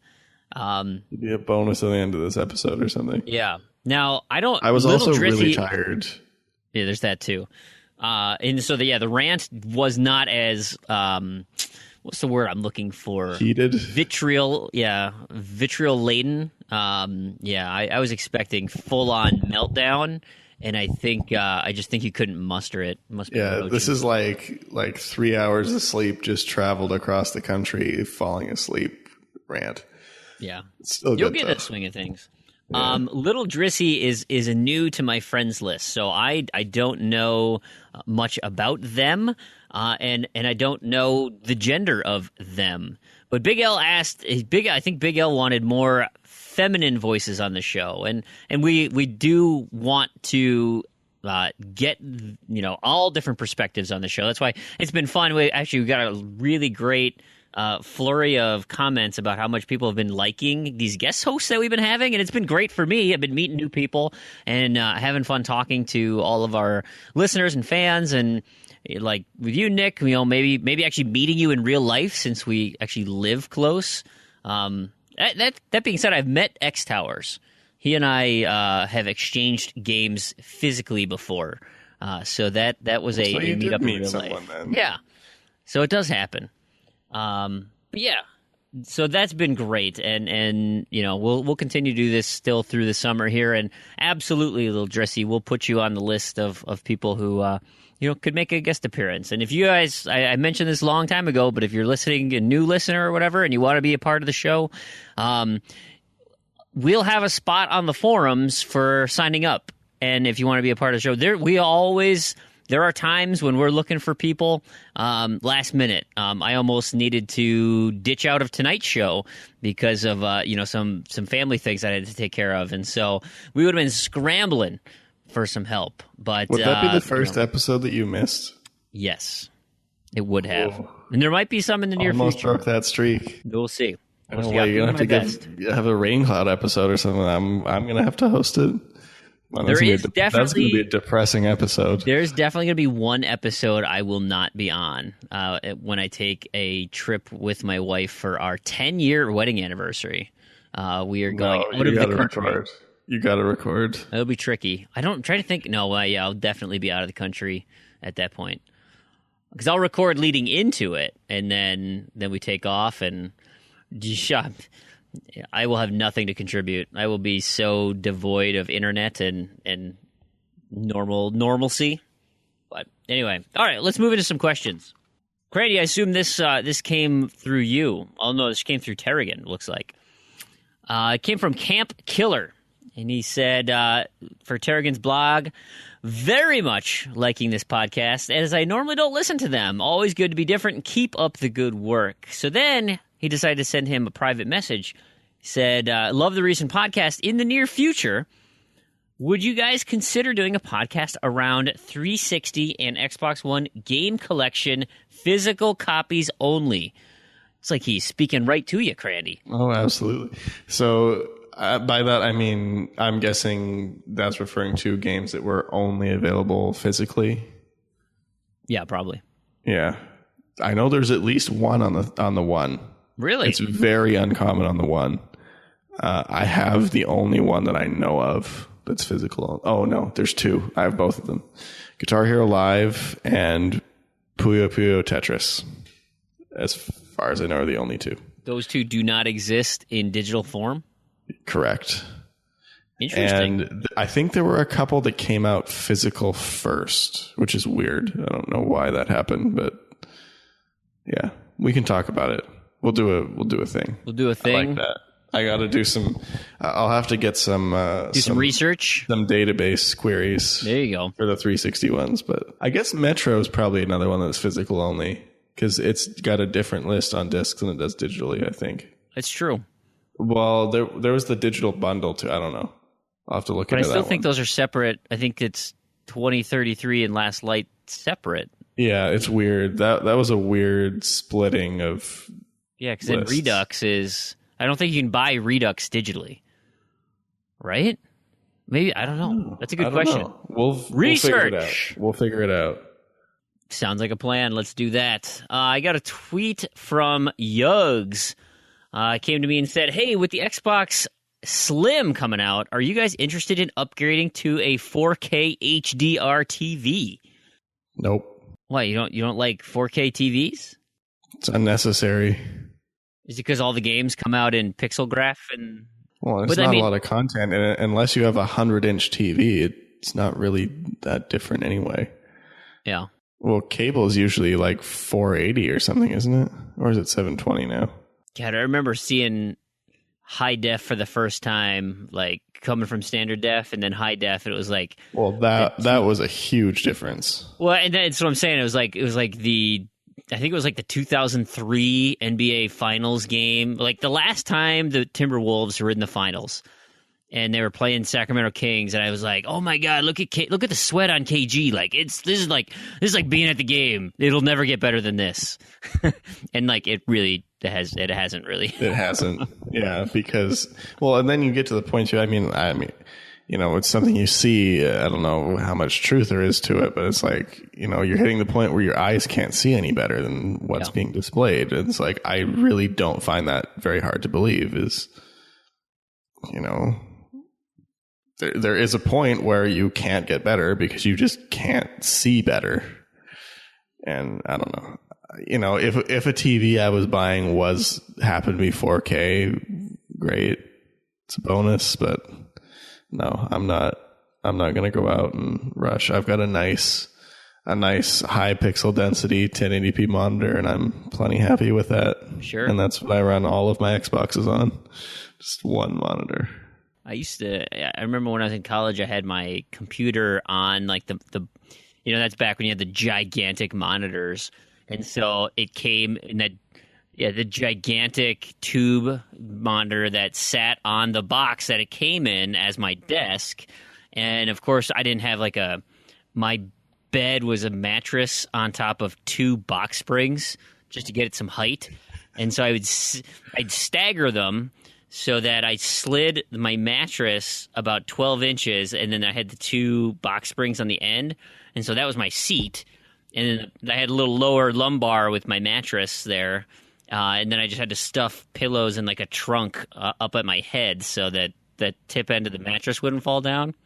Yeah, it was fantastic. That was college gaming setup. That was interesting. That sounds like what I'm kind of doing right now with the laundry basket. Yeah, well, it's just like being back in school, Crandy. What do? The roaches took your desk. So I got a nice flurry of discussion on my friend feed. This is kind of all over the place, but I'm going to go through it as best I can. I said, hey, we got a lot to talk about tonight, which we do. There's things all over. We haven't gotten to the news yet. It's been a long show, or a fun show. So I said, hey, is there anything else that you guys want to hear? Well, McLovin Legend wanted to say, hey, he loves the leaderboards. He's like, they're awesome. Buffs, which he's a Minnesotan, I think, isn't he? I thought he was Texas. Maybe. I'm pretty sure he's a Minnesotan as well. He said, enjoying the guest hosts. Keep them coming. Oh, it was WT Buffs. That's who it is. WT Buffs. Yeah, from Texas. Black Buff from Minnesota. Sorry, we got this. We got it all squared away now. Well, Big L says he'd like to echo that the guest hosts, yikes. The guest hosts have been really great and diverse. Maybe, and this is where he mentioned, find another girl that isn't Joe. Not that he has anything against Joe, I think. It's just that he knows how challenging it is for me for a UK-friendly recording time, what with having a family and obligations and whatnot. It turns out she doesn't want to record at 4 a.m., and I don't want to record at 2 in the afternoon. So maybe that episode where I know I'm out, Terrigan can have a UK-friendly recording time.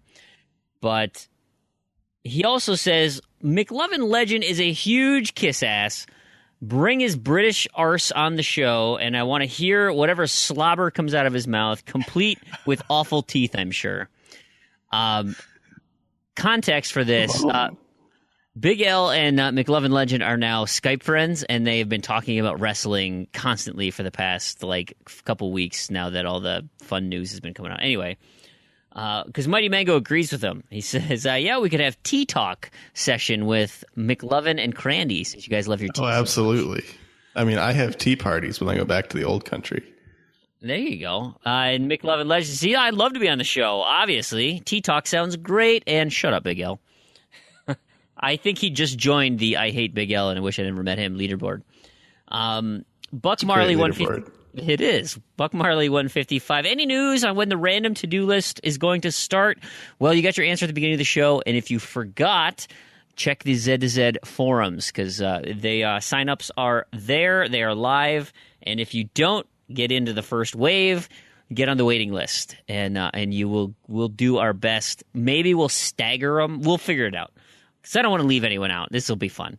So check the forums and get on your random to-do action. Mighty Mango actually posts a legitimate question for us, and he says, hey, what are your guys' thoughts on buying achievements? The most notable example right now being Touchdown Hero, the popular, that's a Windows phone, isn't it? Yes, it is. It's a Windows phone game that you can it's faster than Avatar. You can actually, and is it 1,000 or 200 or 250? 200 points. 200 points. You pay $3. You unlock all of the uniforms, and you start one match. All the achievements pop. There you have it.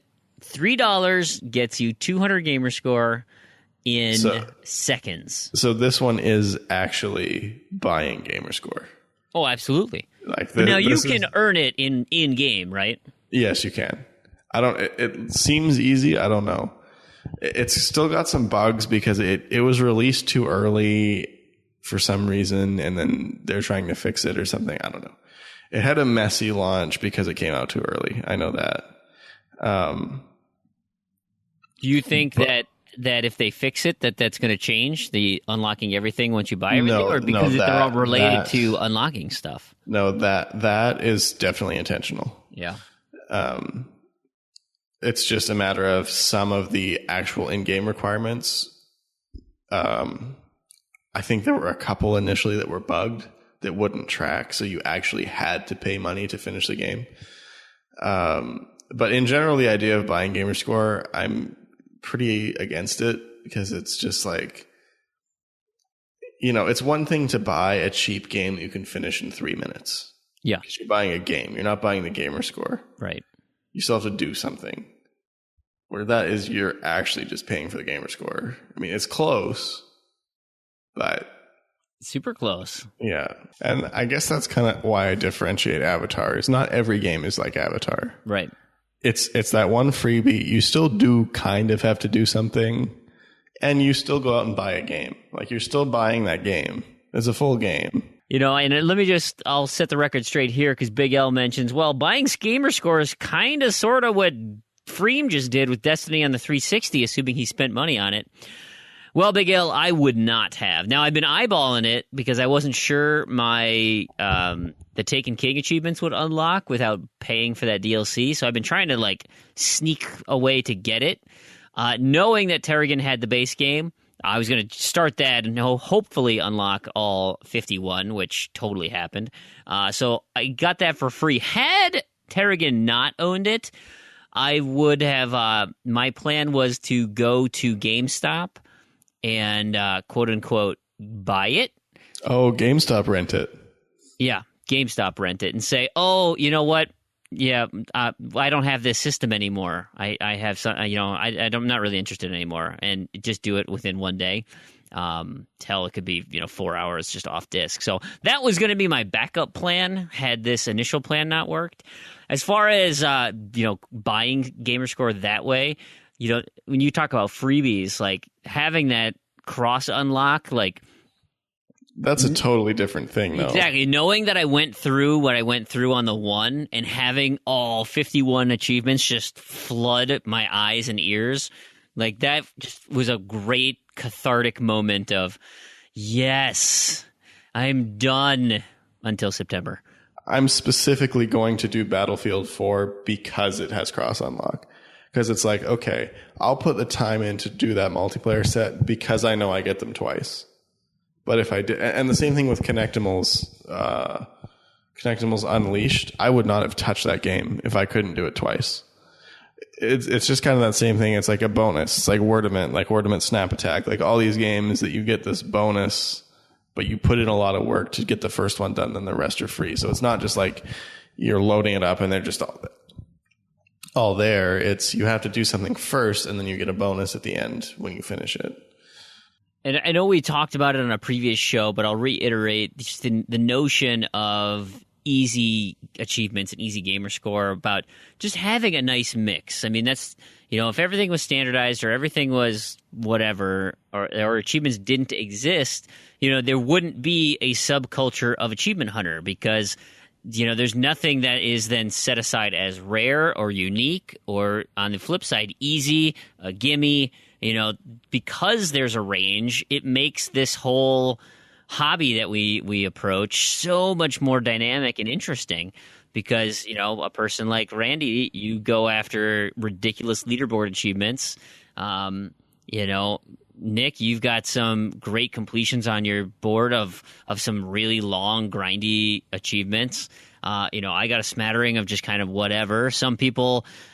take every garbage game they can find and have an obscene gamer score. I mean, there's a huge gamut of ways you can approach the hobby. Yet we're all kind of talking the same language. And I'll mention toward the end, as part of the news here, it wasn't part of the news. It was part of the achievement of the month or the week that that found there was a new solution posted that made snooker super easy. And so, now I've seen it on my friend feed pop up like crazy. And it's like, yeah, hey, we cracked it, right? There's a secret way to do it. And boom, 450 gamer score right away.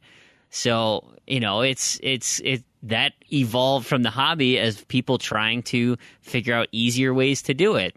And so going back to the initial topic here of buying gamer score, though, knowing that there is a subculture of people who enjoy games, yes, you can influence their buying habits by the type of achievement you have.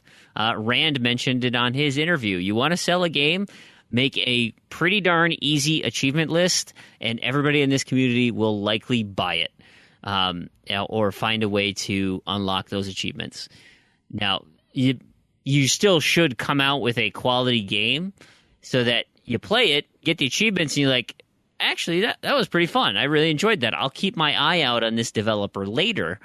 Life is Strange, right? Don't nods kind of absolutely. Right, kind of first thing. Achievements are super easy. Yeah, they're optional, but they're super easy. Great story, and all of a sudden it's like, hey, I think Vampire sounds like a stupid game, but it's Don't Nod, so I'll give him a chance. Like, I'll look into it a little bit more versus just completely passing it off. Well, and the thing with Life is Strange too is not only were they very easy, they were very appropriate. It wasn't like they were just like, oh, complete the episode and get 10 achievements. Like, you had to actually do something. It was an easy something, but it was there and made sense in the context of the game. Yeah. There's a couple that were pretty clever. Yeah, and some timing things that had to, yeah. That was good stuff. Cool. Well, last thing on my friend feed to mention is GameStop is offering a promotion on turning in your Xbox One. They give you $150 if you give them your One and controller, and if you buy an Xbox One S. I don't know. My thing is, like, with so many of those trade-ins, like, I mean, $150 is all right, but it's like they just give you so little for what it is. It's just like, if I'm not going to use it, like, I just can't justify giving it to them for so little and then have them turn around and sell it for like double. I mean, and especially in our situation too, where it's like, we could use another box. It's useful. Randy, you got the last word here. Yeah, so I had an Xbox message from Feed to the Lions. He said he really likes the podcast. And he asked me about a cheap Windows phone for unlocking achievements. Did you find one? I did. I had a quick look. Usually my go-to for Windows phones these days is Best Buy. And I did respond to him personally as well. But since this is such a great deal, I thought I should mention it on the podcast.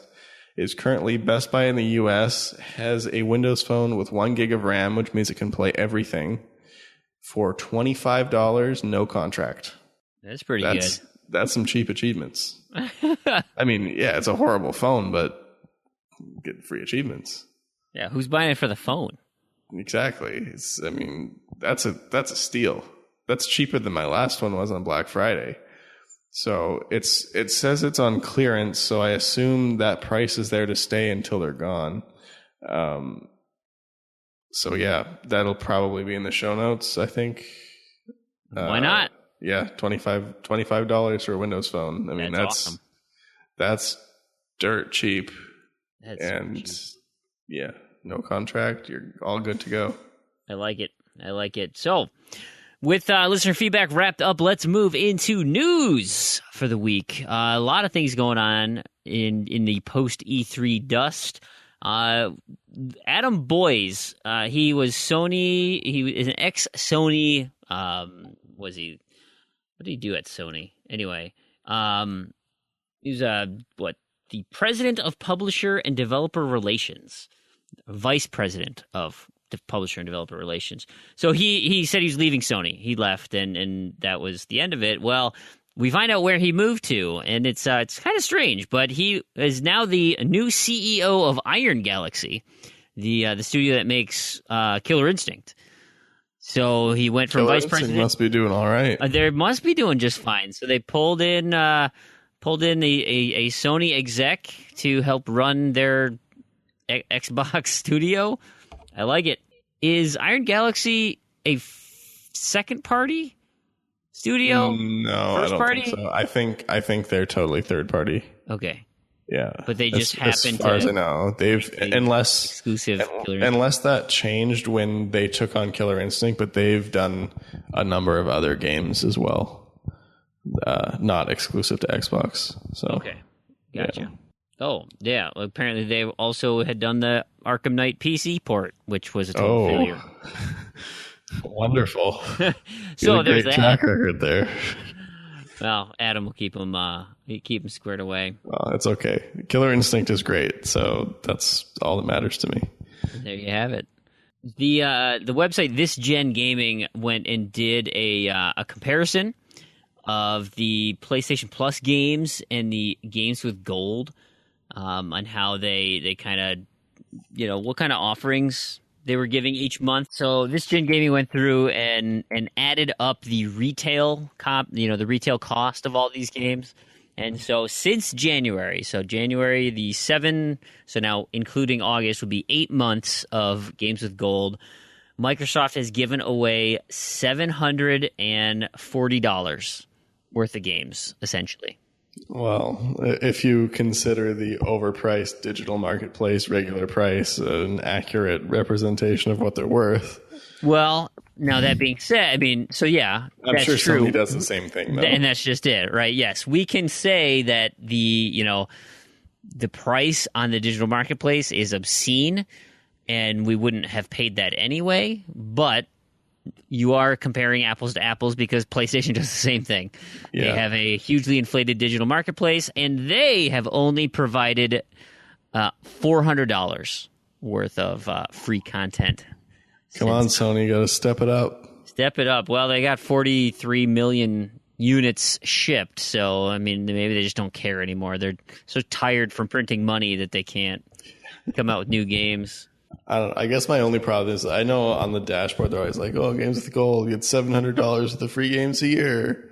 It's like, well, actually, it's more like $60 worth of free games that you could have just bought used at GameStop for like $1 each, but... I mean, like, so Lords of the Fallen was $40 when that came out, but like, it's down to 20 right now. Well, and the thing is, like, before Lords of the Fallen went games with gold, like, it had been $10 on GameFly, like, yeah, at least once. So anyway, it's free is free, and I like free. Oh yeah, and I'm not complaining about games with gold. I think it's great. But, I mean, I'm just complaining about the way that they're like, oh, it's $700 worth of games. It's like, well. Kind of close. So we got a question from the community, actually, asking about this next topic from Oz Bundy Boy, and he says he wants to know our thoughts on it and what it is. Is Telltale is introducing crowd play, so it's a semi-multiplayer type experience for the Telltale games. Ultimately, what you do is players in the same room with you, watching the same screen, can vote on their choices on their own device. So, like, kind of like how, Jackbox Party Pack, you all use your phone and you can, come up with answers or input to the screen. You sign on to your little Telltale account and you can crowd play the game. And so then, if you guys all vote to be if you want Bruce Wayne to punch Catwoman in the stomach, right, you guys can all vote for that. And, the one guy who's like, no, Bruce Wayne, just give her a hug. Right? And you can say, who voted for that? Is that you there, Bill? What's your deal? Anyway, but that's... Now, they did mention, so technically you can stream this, but they said that the latency involved is going to make it unplayable with a crowd. So it's not designed for Twitch or YouTube streaming. To do this type of interactivity, at least not yet. They may... It's on an old Telltale engine. Yeah, right. They're the hamster wheel that runs these games. But they're throwing it back to old school. I mean, like they're saying that crowd play works on 360 and PlayStation 3. So they're going way back with this. I'm surprised they're even launching the game on 360 and PlayStation 3. Agreed. Now, they're saying it's not going to work on your phones. Telltale engine, just slap it on there. Get a couple extra sales. Yeah. It's like the Lie engine. Right? Not really. I just wanted to say Lie engine. Make Miguel cringe. Yes. So, one of the questions that was posed to Telltale, kind of how does this going to work? He said, well, so who controls all the decisions? Like, is it the player or the crowd? And when you do crowd play, it's the crowd that is default, right? So the choice is whatever gets the most votes. So, of course, the player can he can obviously make his vote known, right, if he hits, X, B, A, whatever. Or he does have the option of overriding if he goes into the settings menu where you can override it.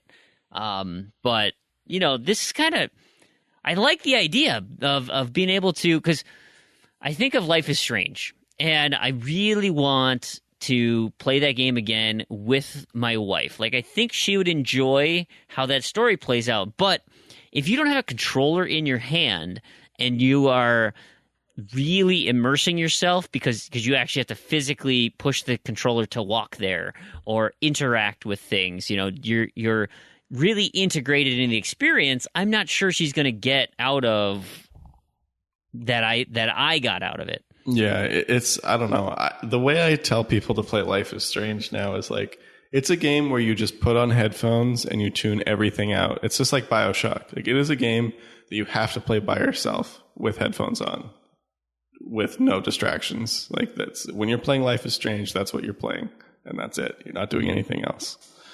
And yeah, without having the controller yourself, I think it would be hard. Yeah, I agree. I guess my thing with this is like, it's a neat idea and all, and I think it would be really cool with Life is Strange. That could be a very interesting outcome. Yeah. In a game like that where your decisions actually matter. That's the kicker, isn't it? Because that's the thing is up you till can have, now, Telltale, it hasn't mattered. You have people voting on things that don't matter, so what's the point of voting?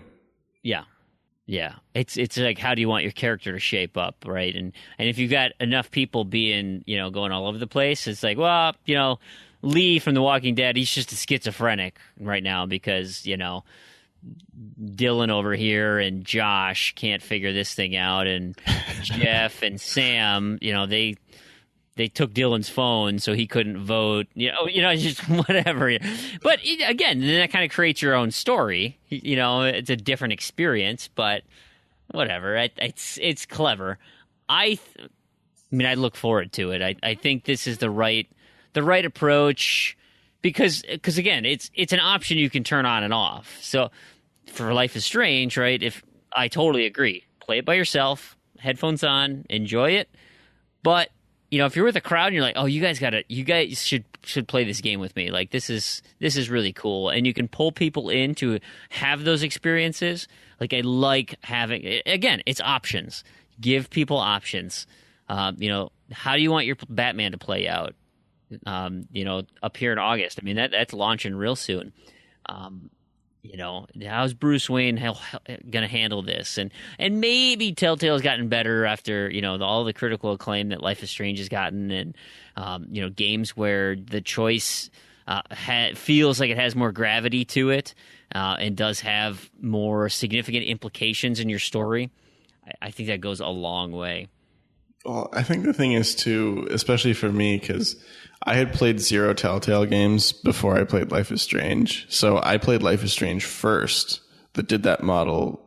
At least I feel so much better than Telltale did. And then I played Telltale, and I was like, well, one, none of these choices matter. And two, like, when you actually control the character, it is just abysmal. Like, the game would be better off without those segments, basically. Yeah, right. And that's kind of what I talked about in Shovelware Cemetery when we talked about Michonne, but yeah, that's a whole other thing. That is a whole nother thing. Well, we've been talking about Life is Strange quite a bit. There is some new Life is Strange news out there, which this is I'm really mixed on this. I'm pumped, and especially with the direction they're taking. So what's happening is so Life is Strange episode 1 went free last week, and you're kind of like, well, that's weird. Well, thanks, great, that free, they go free all the time, right? The first episodes, that's not uncommon, but the timing's a little weird. Suck you right in. Right? Timing's a little weird. Why now? Well, it's because this news just came out of Don't Nod is in production. So Square Enix is partnering with Legendary Digital Studios on Don't Nod's Life is Strange project to bring it to TV. According to Life is Strange's Tumblr, it is going to be a digital series that is going to adopt a TV show format. So initially, I thought it was going to be a movie. It is, in fact, going to be a web series or a Netflix series or some type of TV show type program. Which, given the rise in popularity of those and like how well many of them are done, I have really high hopes for this. Now that might come back and bite me, but I'm pumped. I'm really excited to see how this thing plays out. And so, Cranny, you're a little more on the fence, huh?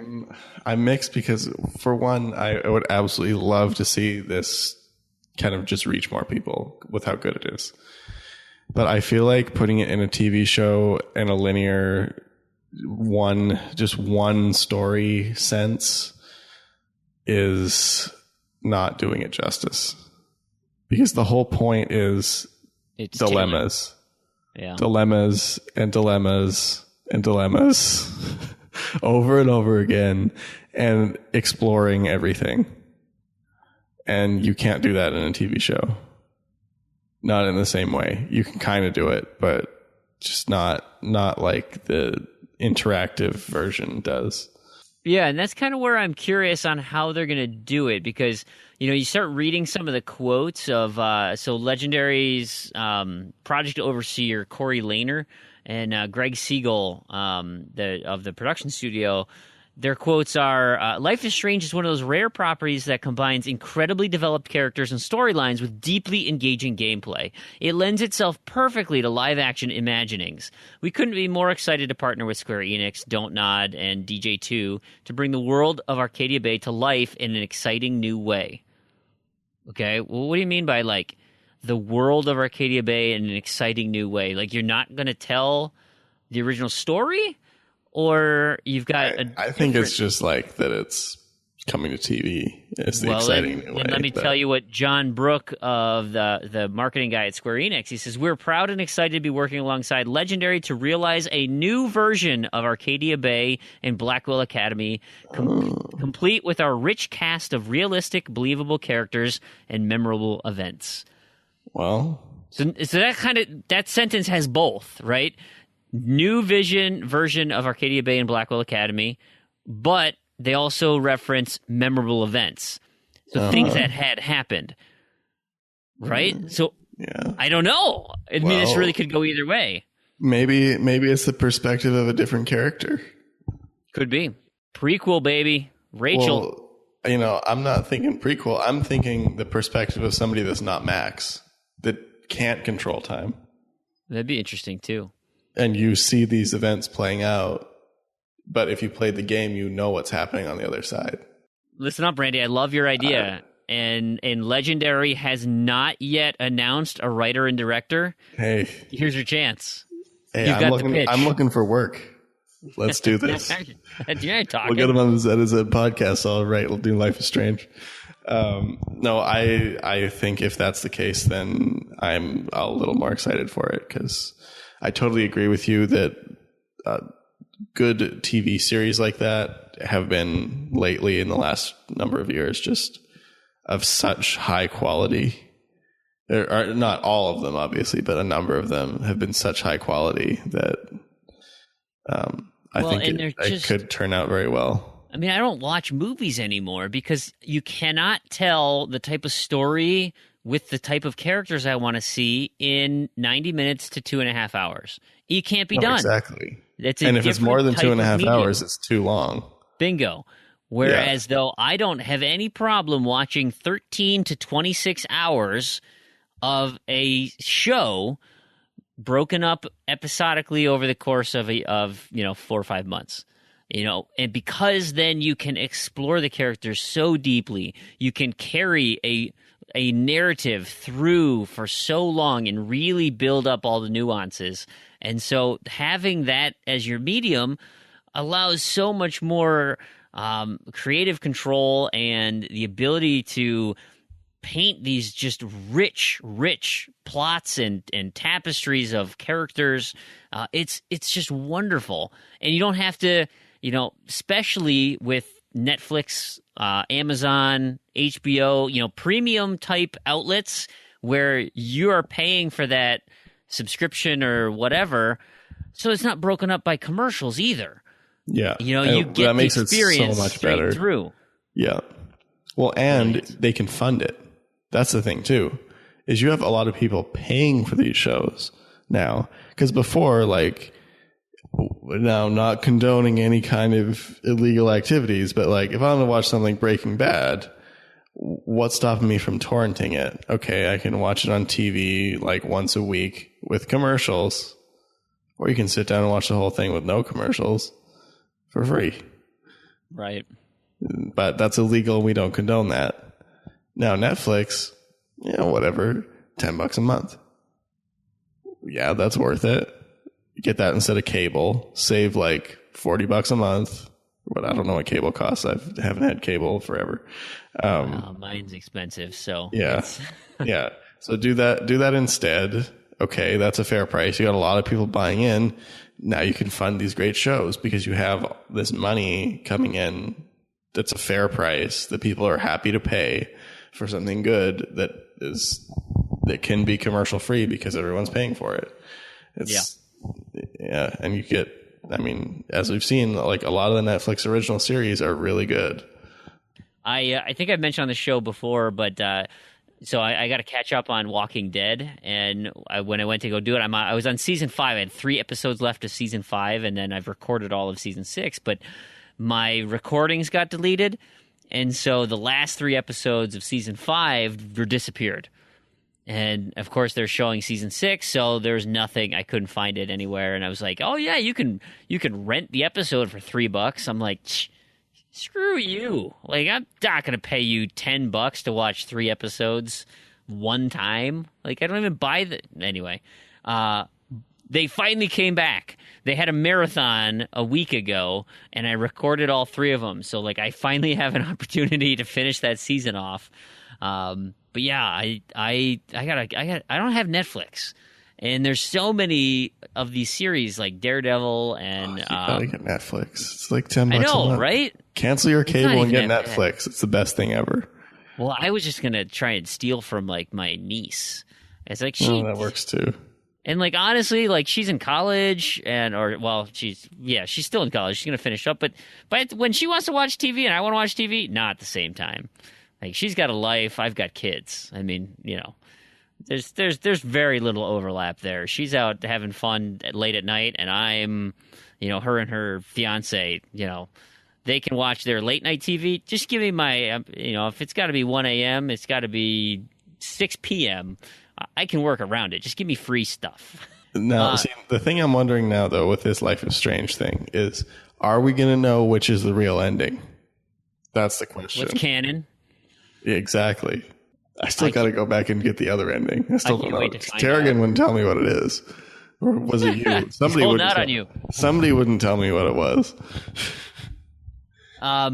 Last thing I want to mention on the movie piece here. Legendary is also they're also working on a Sonic the Hedgehog movie, and they're also working on a Pokemon movie. The rights were snatched up real quick with the success of Pokemon Go. Apparently, it's going to be the Pokemon movie is supposed to be a live action movie. They're going to make a live action Sonic movie too. That focuses on Detective Pikachu. We'll see what that's all about.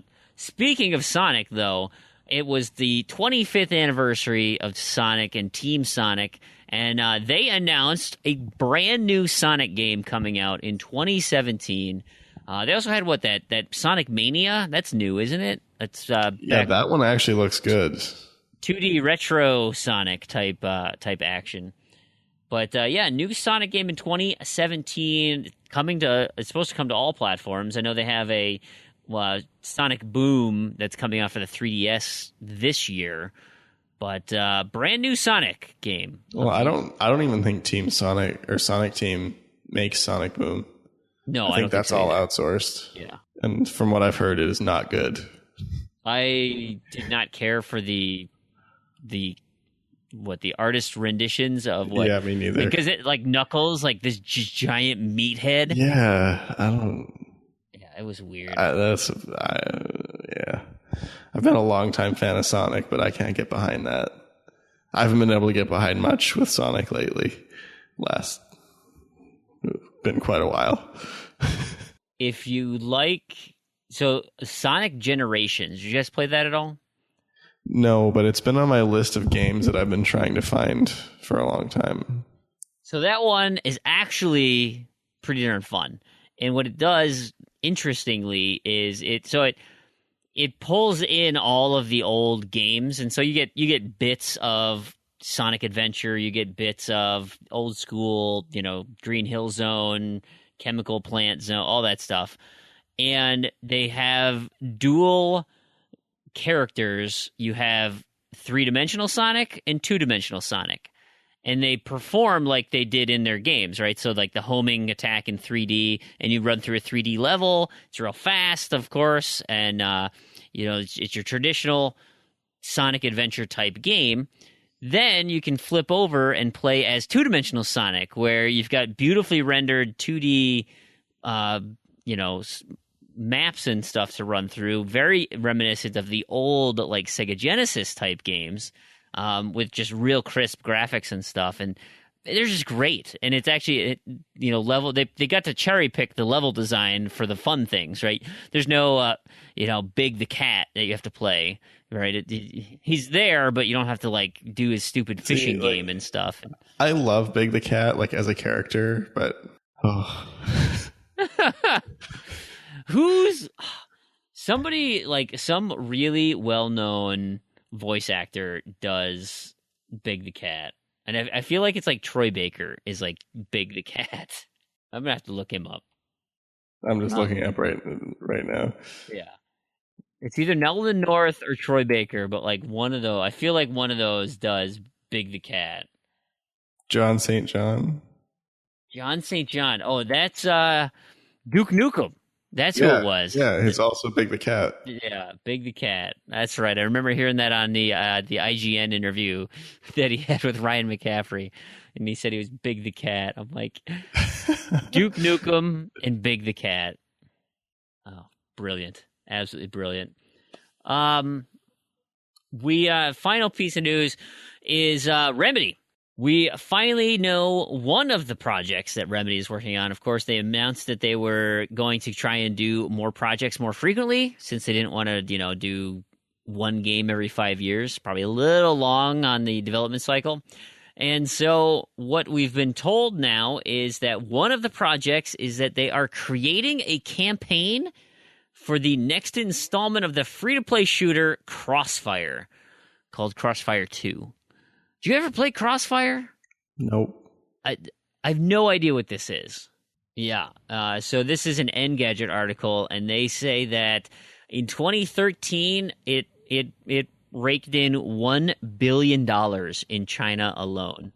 That's crazy.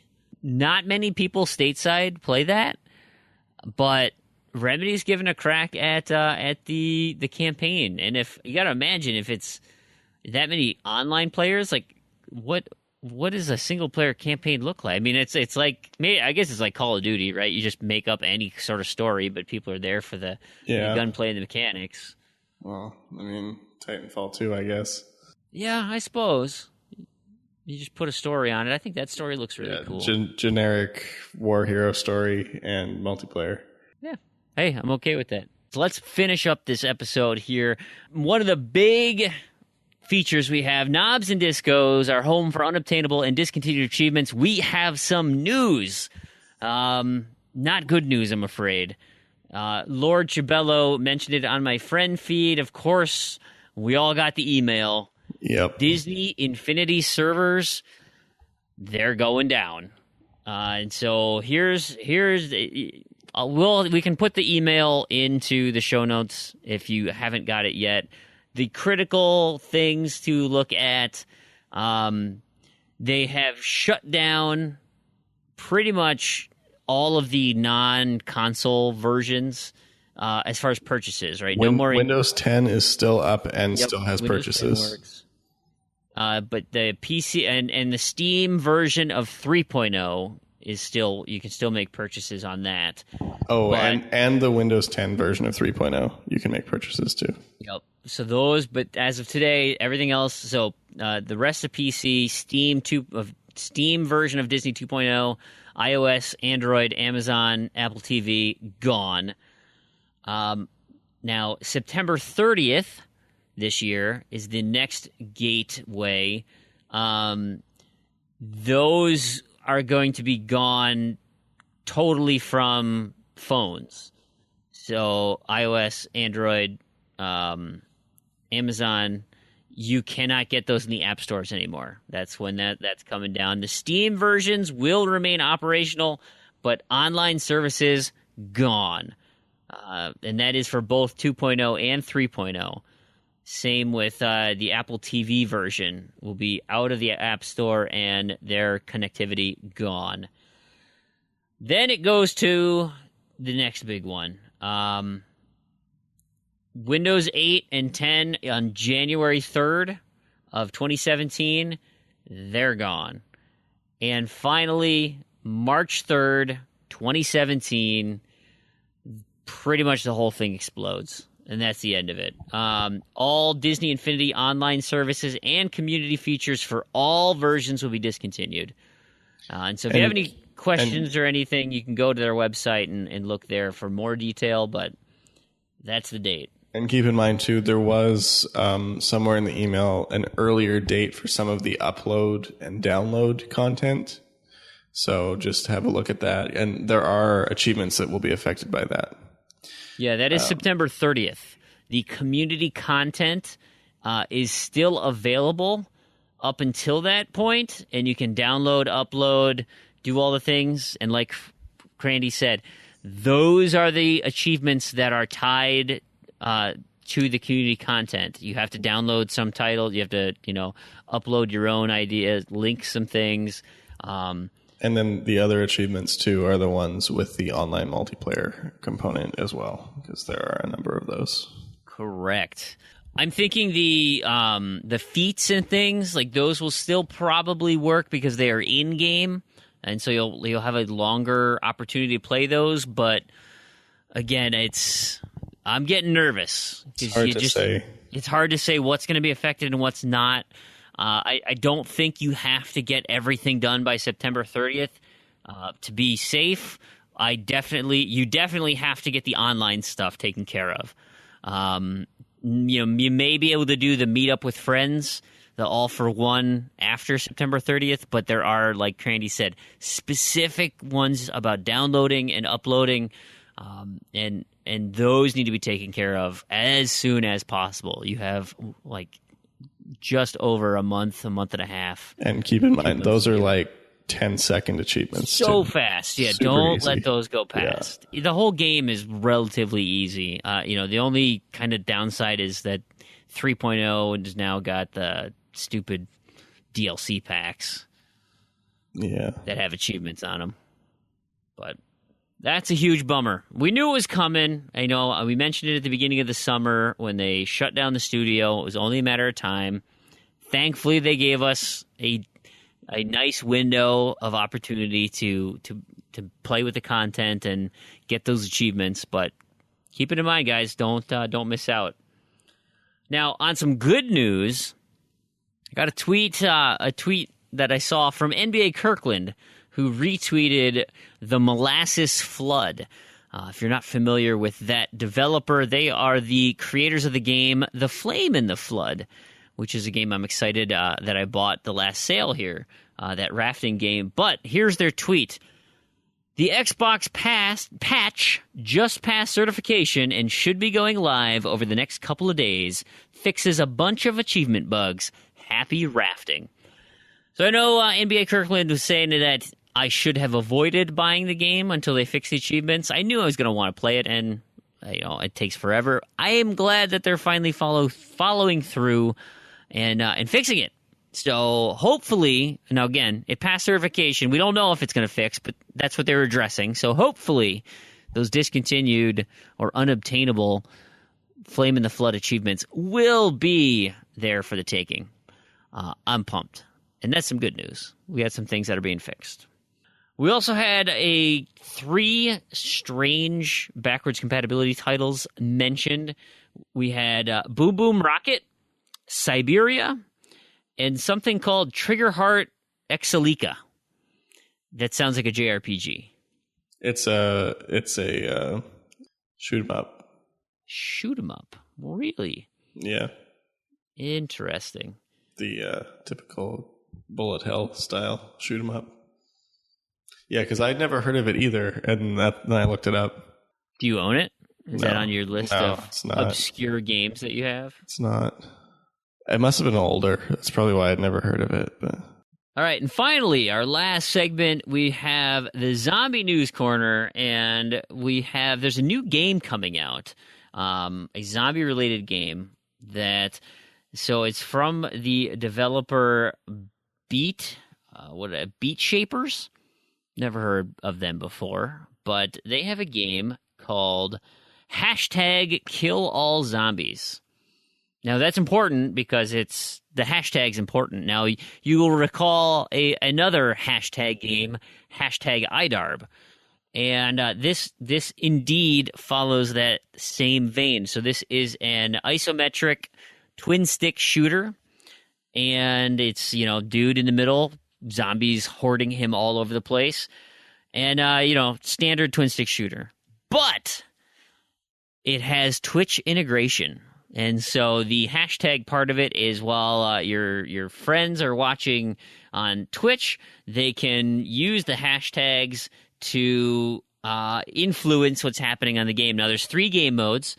You've got your single-player game mode, you've got local co-op, and you've got tower defense. And, of course, then you can take that, stream it, and people who are watching can help you.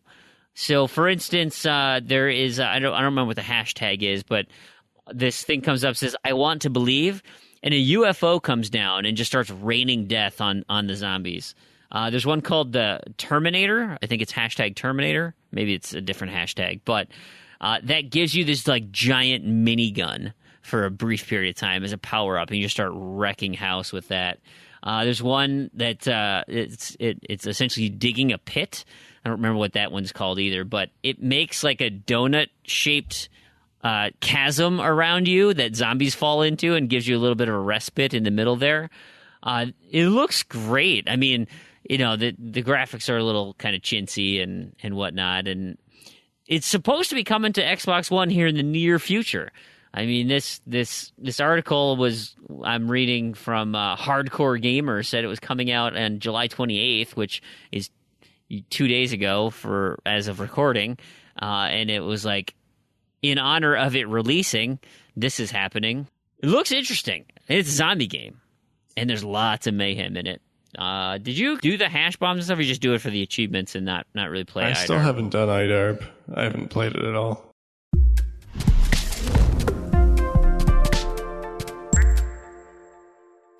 And thanks, everybody, so much for listening. We hope you enjoyed it because it was a blast recording this.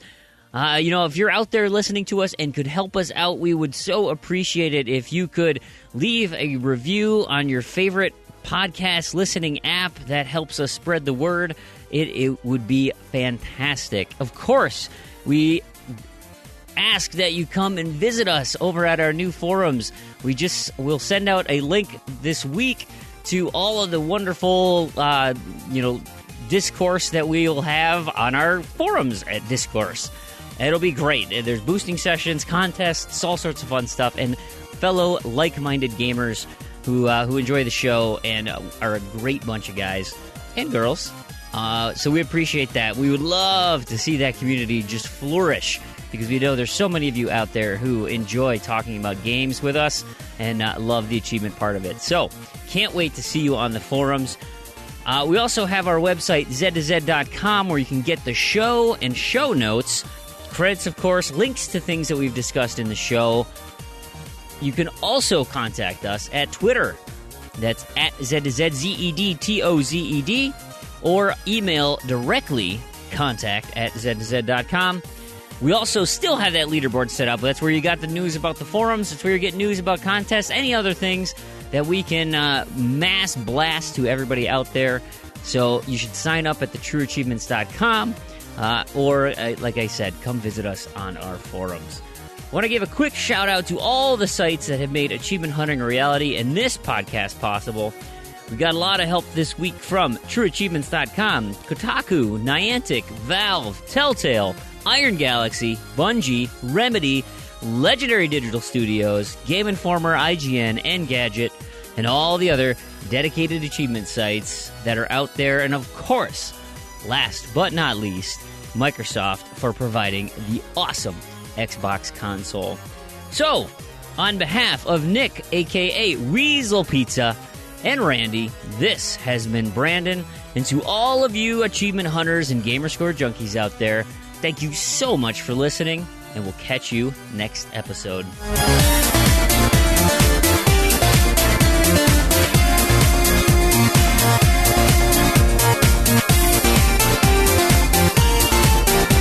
Now we're recording.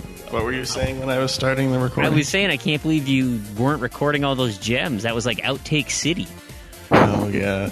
That was post-show gold, and you let it slip. Oh, amateur hour in here. All right. It is. Oh, well. All right. Yeah, it's the roaches.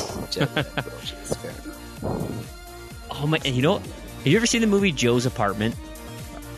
No.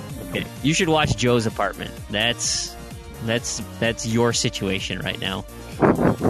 It's about five roaches. I think that's what I've seen. It's about he has this like crappy New York apartment that is infested with roaches, but the roaches are sentient and they'll talk to him and like they have parties and stuff. And it's what the hell's that dude's name? He's been in a ton of stuff, but yeah. Anyway, so except I assume that's New York City. Yeah, but New York's New York. Yeah, I mean, I guess. I mean, I'm kind of ways from New York City, but whatever. Dude, there's roaches everywhere. I had roaches in my Minneapolis apartment. Yeah. No, they're everywhere. Yeah, Uptown. I used to live in Uptown too. They were pretty gross. I lived on the top floor though. It was a little trickier for them to get up there, but they don't care. They'll find a way. Yeah. Anyway, all right, here we go. I'm thinking I just dropped my mic.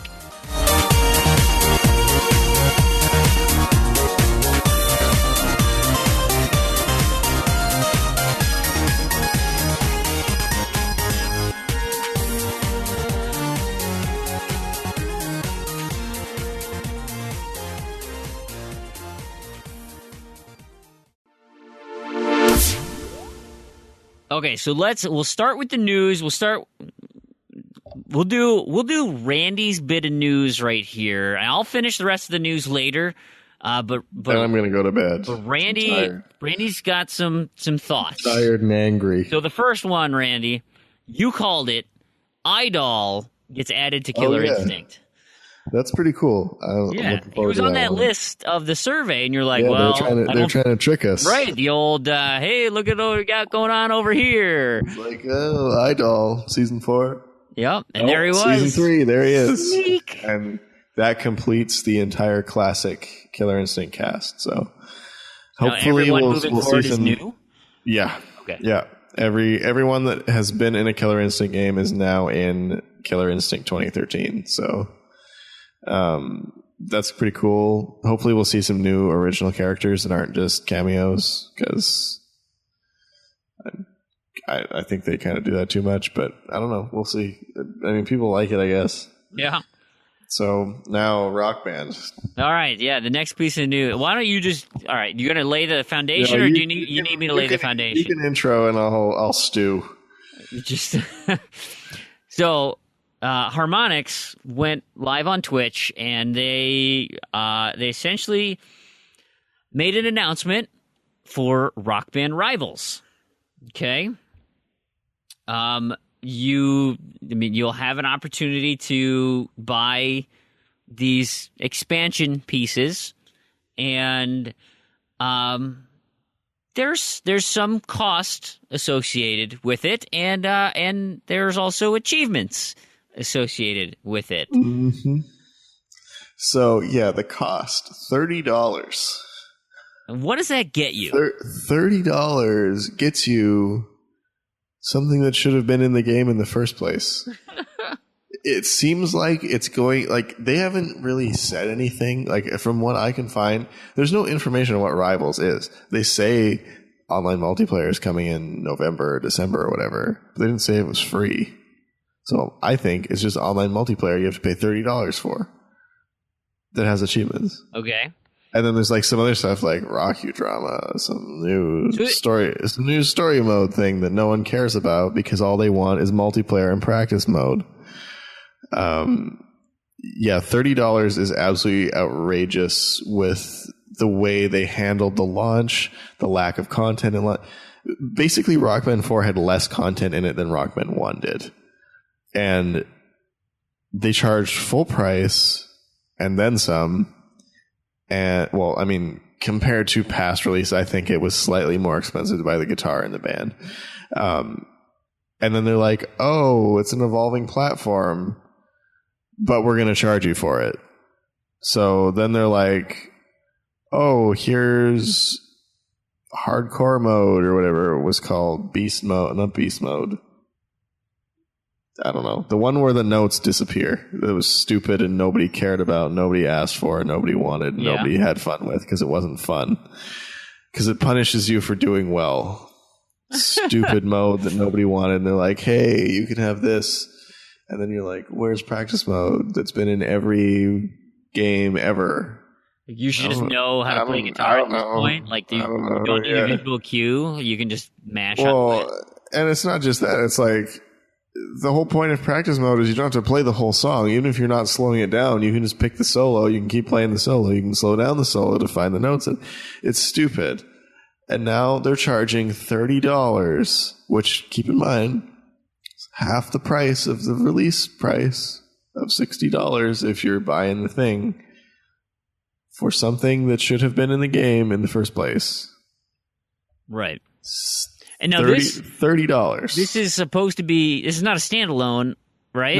No. This is an add-on. It's like a DLC pack. This is a DLC pack. Keep in mind, this is also the first DLC pack Rock Band has ever had. And I hope it's not a sign of things to come.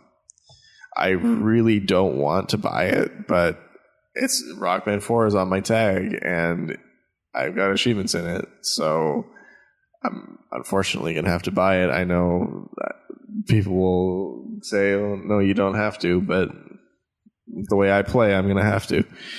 And it kind of makes me mad.